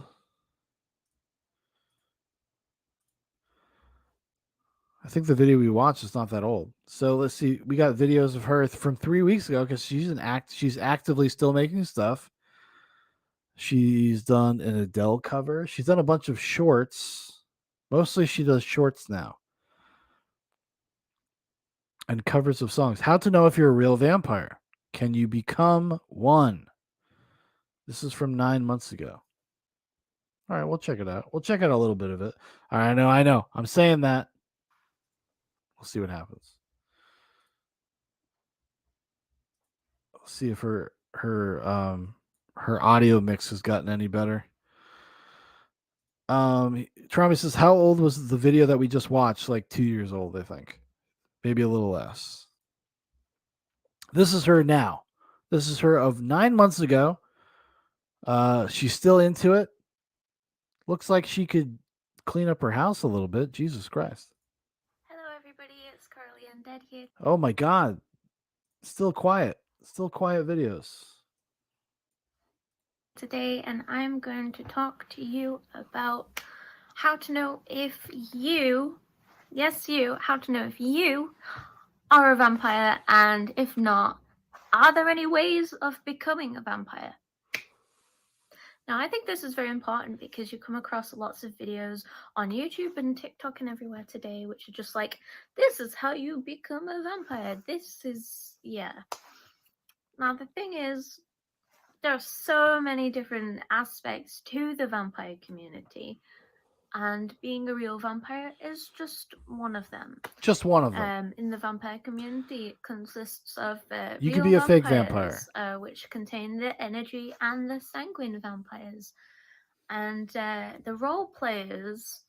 People who may role play as vampire, the lifestylers, people who may just like living as one, but they don't really need any need for healing. Also, she's wearing the same outfits that she was wearing in that video as well. She does need to do laundry, Trami. Vampires need to do laundry too. And blood. You can get people who have alters who are vampires. They're part of the community too, and they may choose to do, things, or may choose to just, system rules.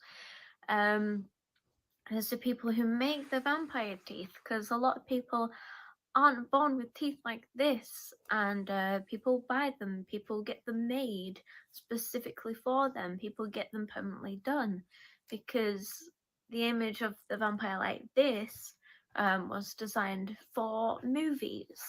Now, real vampires don't quintessentially have the vampire teeth. And if you can imagine, if you go back hundreds and hundreds and thousands of years, imagine all these prehistoric vampires that'd be going around and legit just ripping people's throats out to make it more romantic and to make it more nice and elegant. They designed the vampire teeth. Yeah, Trami says specifically, nobody is born with teeth like that. Yeah, no, they're not. As a nicer way of vampires feeding from people in movies. I once got asked, are they like straws? No, like if vampires in movies that you bite into someone and then you drink the blood from that wound. You don't suck the blood directly from the teeth. No. Okay. So there are many different aspects of the vampire community. There's also black swans, people who willingly give up their blood, give up. So basically, there are different ways that people give blood and blood feed, and they do that, and they get tested regularly. If they're being safe, they do it safely. It's between consensual adults. However, All right, for real, I'm going to skip ahead. I'm skipping ahead this time, for real. Bad image. So it's good to take responsibility. Now, people be like, oh, I really want to become a vampire. Do you, though? The thing is, you may be really drawn to vampires. What if you are one yourself? Maybe that's why you're So she's got to like fold into the romanticism of vampires, it being like kind of a curse. That's got to be part of the project. It's going to be part of the kink, if you will. This, like, to me, this is an extension of like kink culture. It's not literally, you're not literally a vampire. Seems like, especially now, she's getting into it. She's a little older now. It's really just more about like, it's like becomes a sexual thing. so drawn to them is because you are one yourself. Now, the safe way to do it is with steak. See if taking the blood in from that gives you more energy. Even so, see if there's a There she brings steak up again. This girl is hungry. She's just hungry. She's just like, yo, steak is awesome. Steak is awesome. Trembling Color says, surprised she hasn't jumped on the reaction trend. Real vampire reacts to vampire movies. Oh, she will. We'll leave a comment. We'll tell her. Trami says, want to become? Aren't you one or not? Can you become one now? Excellent question. Inconsistencies over the years. consenting person who knows how to do it safely. This is for adults only. So like blood. Why it can't be for adults only? It can't be. Like if you're a vampire and you're a teenage vampire, aren't you just missing out on the like kind of the virality, the vitality of life? If you're not drinking if you're not drinking blood, like a real vampire. Feed. See if that benefits you in any way. If it doesn't, then that's not you. And that's fine. There's nothing wrong with that. You can be a lifestyler if you want to. There are people who don't need to have blood or energy to live. They just like dressing and living as one.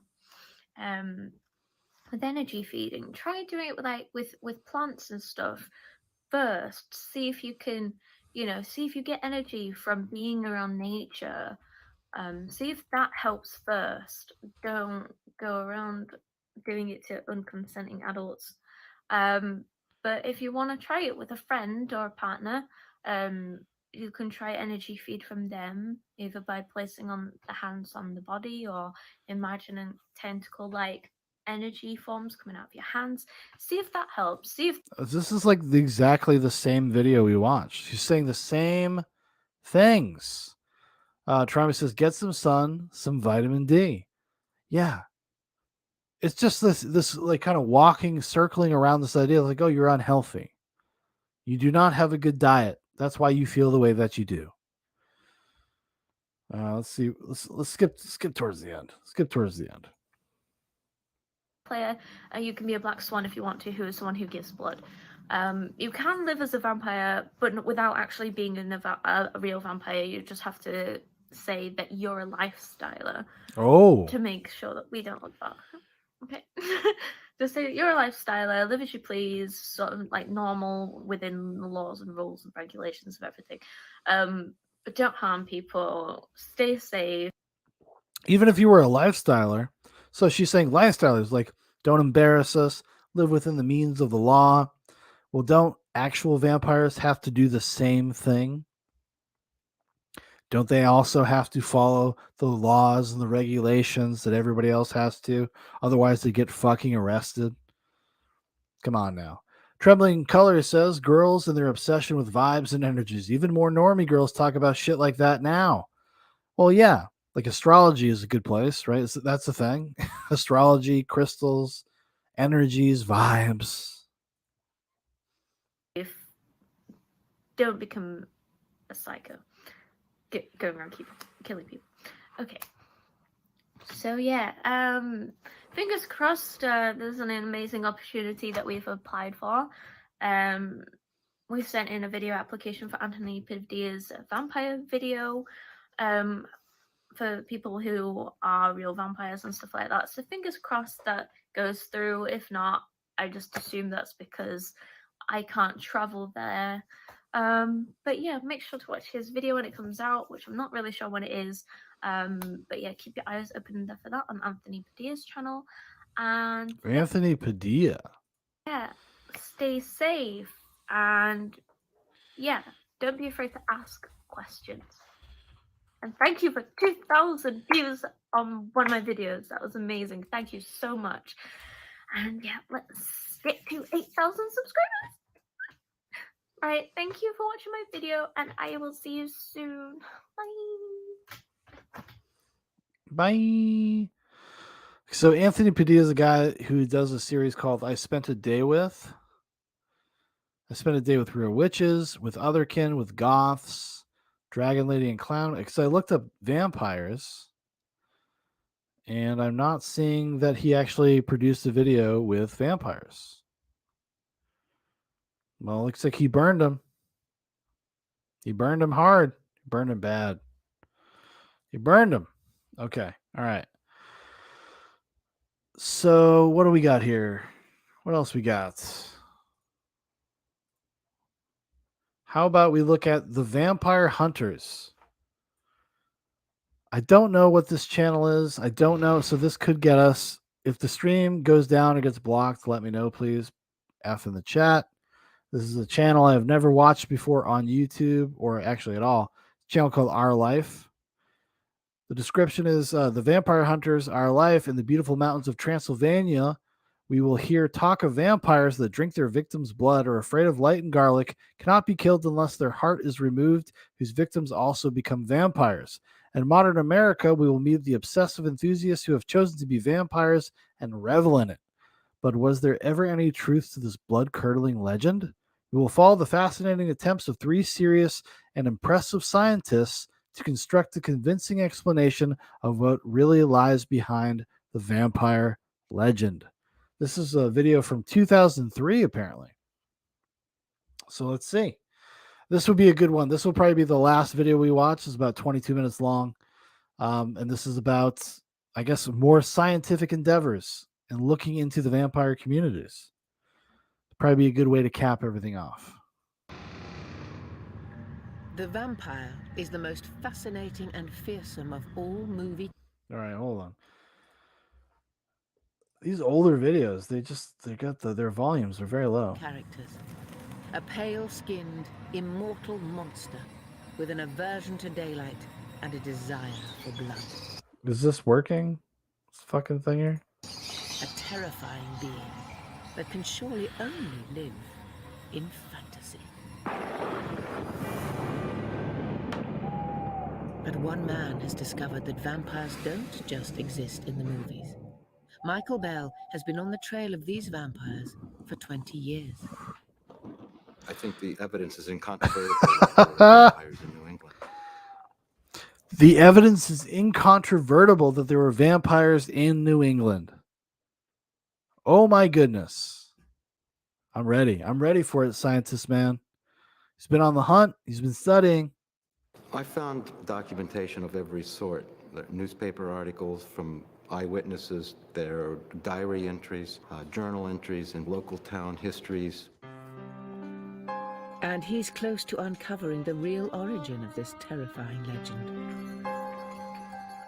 For most of us, the hunt for the vampire starts here, in Transylvania, beyond the forests of Romania, the mysterious homeland of the ultimate bloodsucker, Dracula. I mean, you know, most vampire lore, most people, you know, talk about Vlad the Impaler because he was the inspiration for Bram Stoker's Dracula. But does the Transylvania thing like actually come from Bram Stoker's? I wonder if they're going to get into that. I think it does. Transylvania is the place to come to find out. Is it true or is it not true about these vampires? Are they here to suck our blood?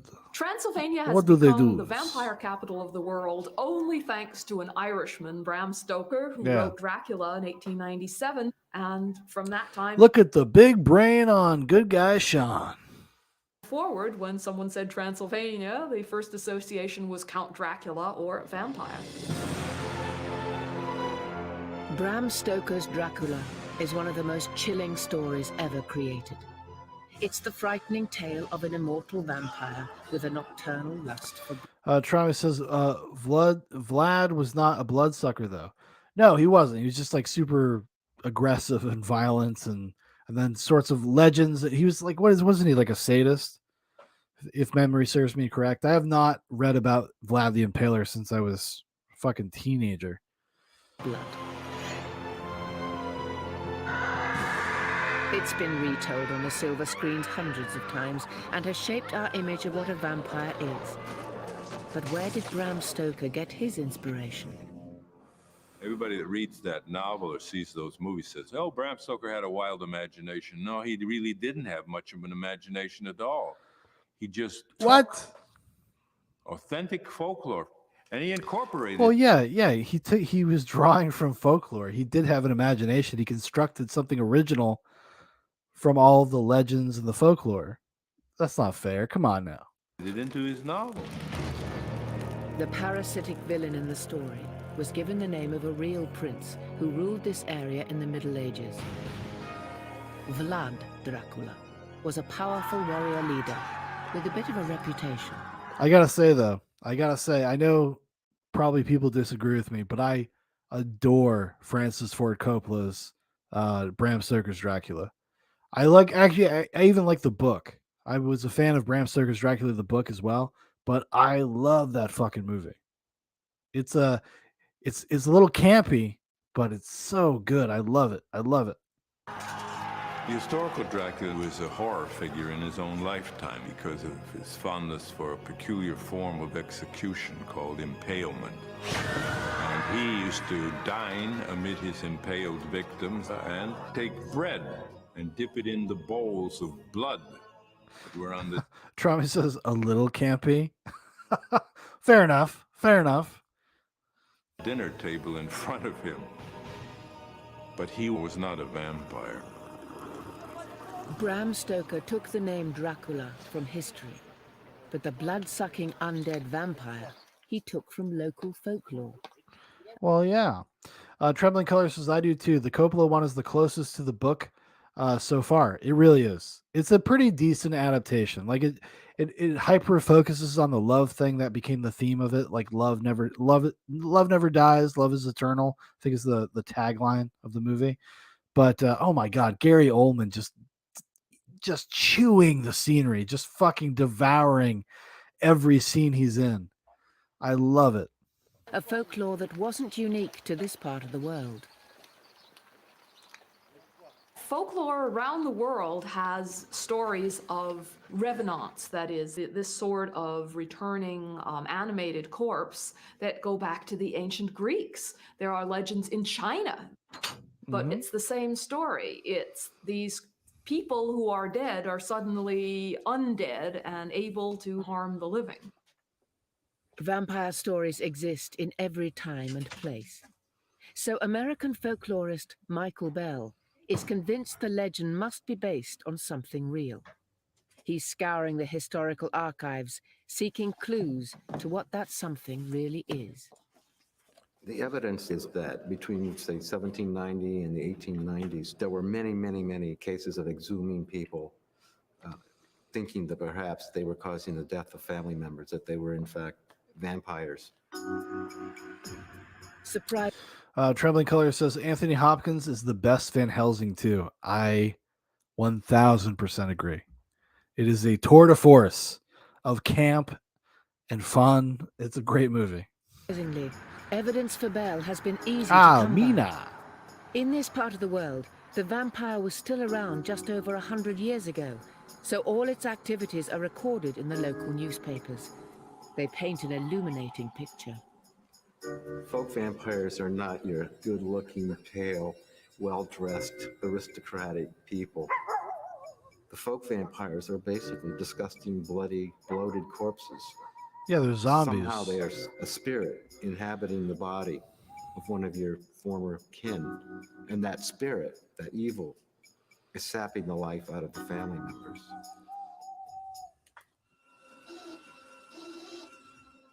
From his research, Bell has pieced together the typical events that would result in a vampire slaying.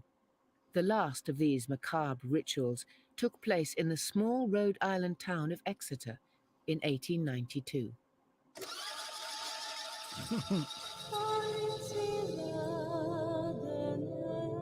The body that was identified as a vampire was that of Mercy Brown, a 19-year-old girl, really, a young woman, who had died.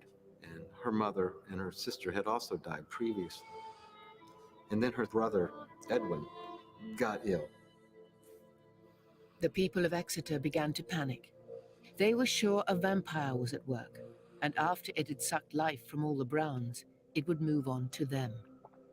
Well, does the legend of the concept of the vampire predate this young girl?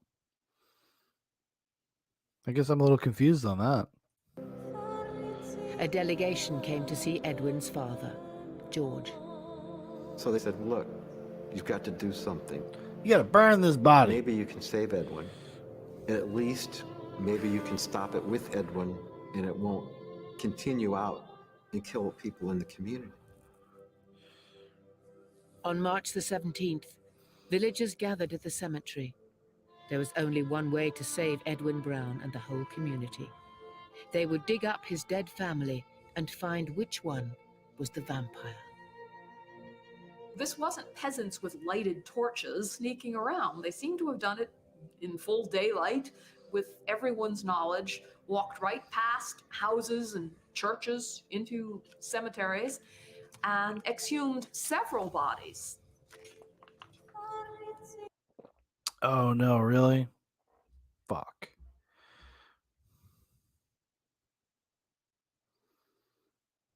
God damn it. Hold on.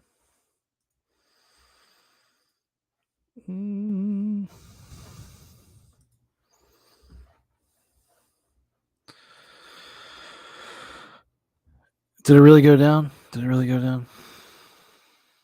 Did it really? Yep. Stream unavailable.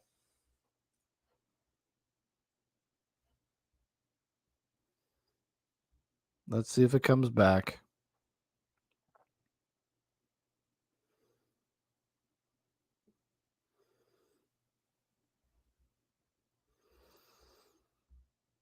Come on. Come back. Come back to me.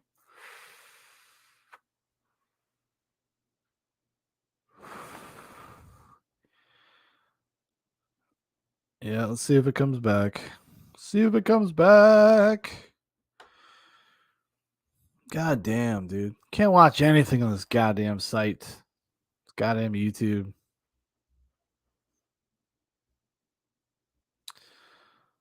Let's see if it comes back. Come back, come back, come back, come back, come back.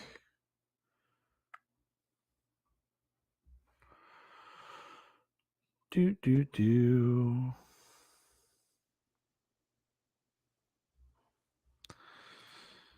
Yeah.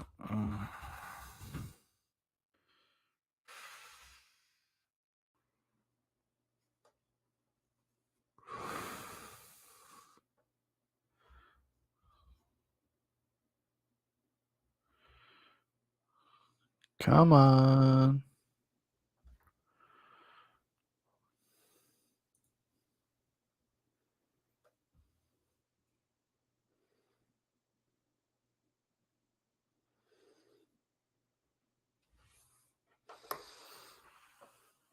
Well, that's bullshit. It's a bunch of dog shit. Come on. Yeah, emails.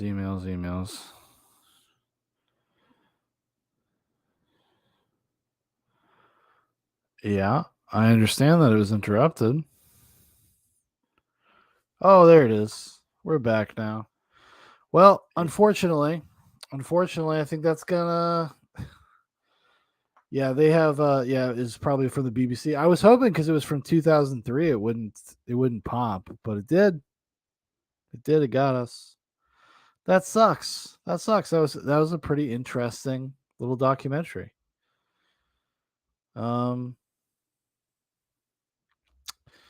Man,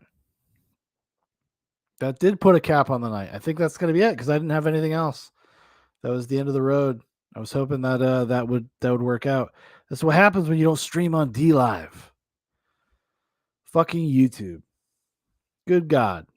You don't stop a video every 10 seconds. Just fucks you over. Well, hey, listen. Thanks everybody for hanging out. Sorry we didn't get to finish that last video.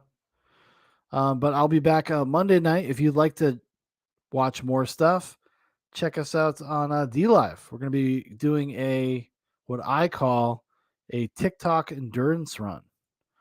We're going to be doing nothing but TikTok stuff. So if you have any suggestions for TikTok videos, let me know. I hate TikTok. That's why we're calling it an endurance run. I really hate that app, that website. So we'll see how far I can get into it, see how much I can take.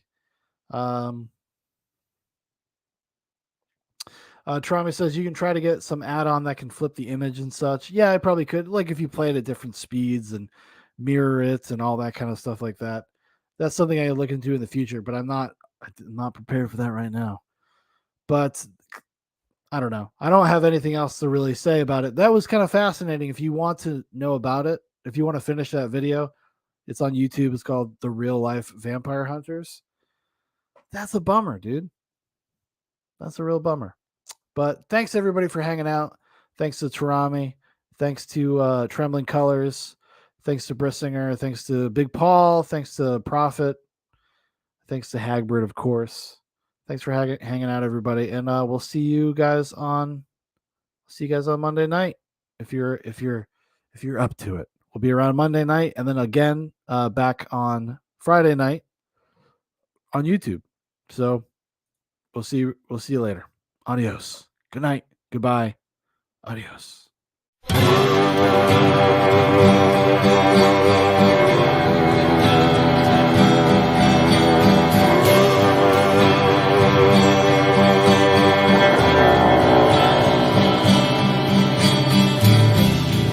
Looking back, a morning comes to find your face in your grass. Take them alright, by the times already set your shadow. What is there, it's just the same, what it's right in your crown. I'm spanning my grass, walking back so when I crash, you're fading. I'm waiting so long, I'm waiting so long, I'm waiting so long, I'm waiting. Rolling up the stones around you, turn your face to your back. In the silence of the better tree, I'm singing to the wind, you're shedding. The rainy wind will wash away all what you want in your crown. That is a man by the same breath, so anyways we're fighting. I'm waiting so long, I'm waiting so long, I'm waiting so long, I'm waiting.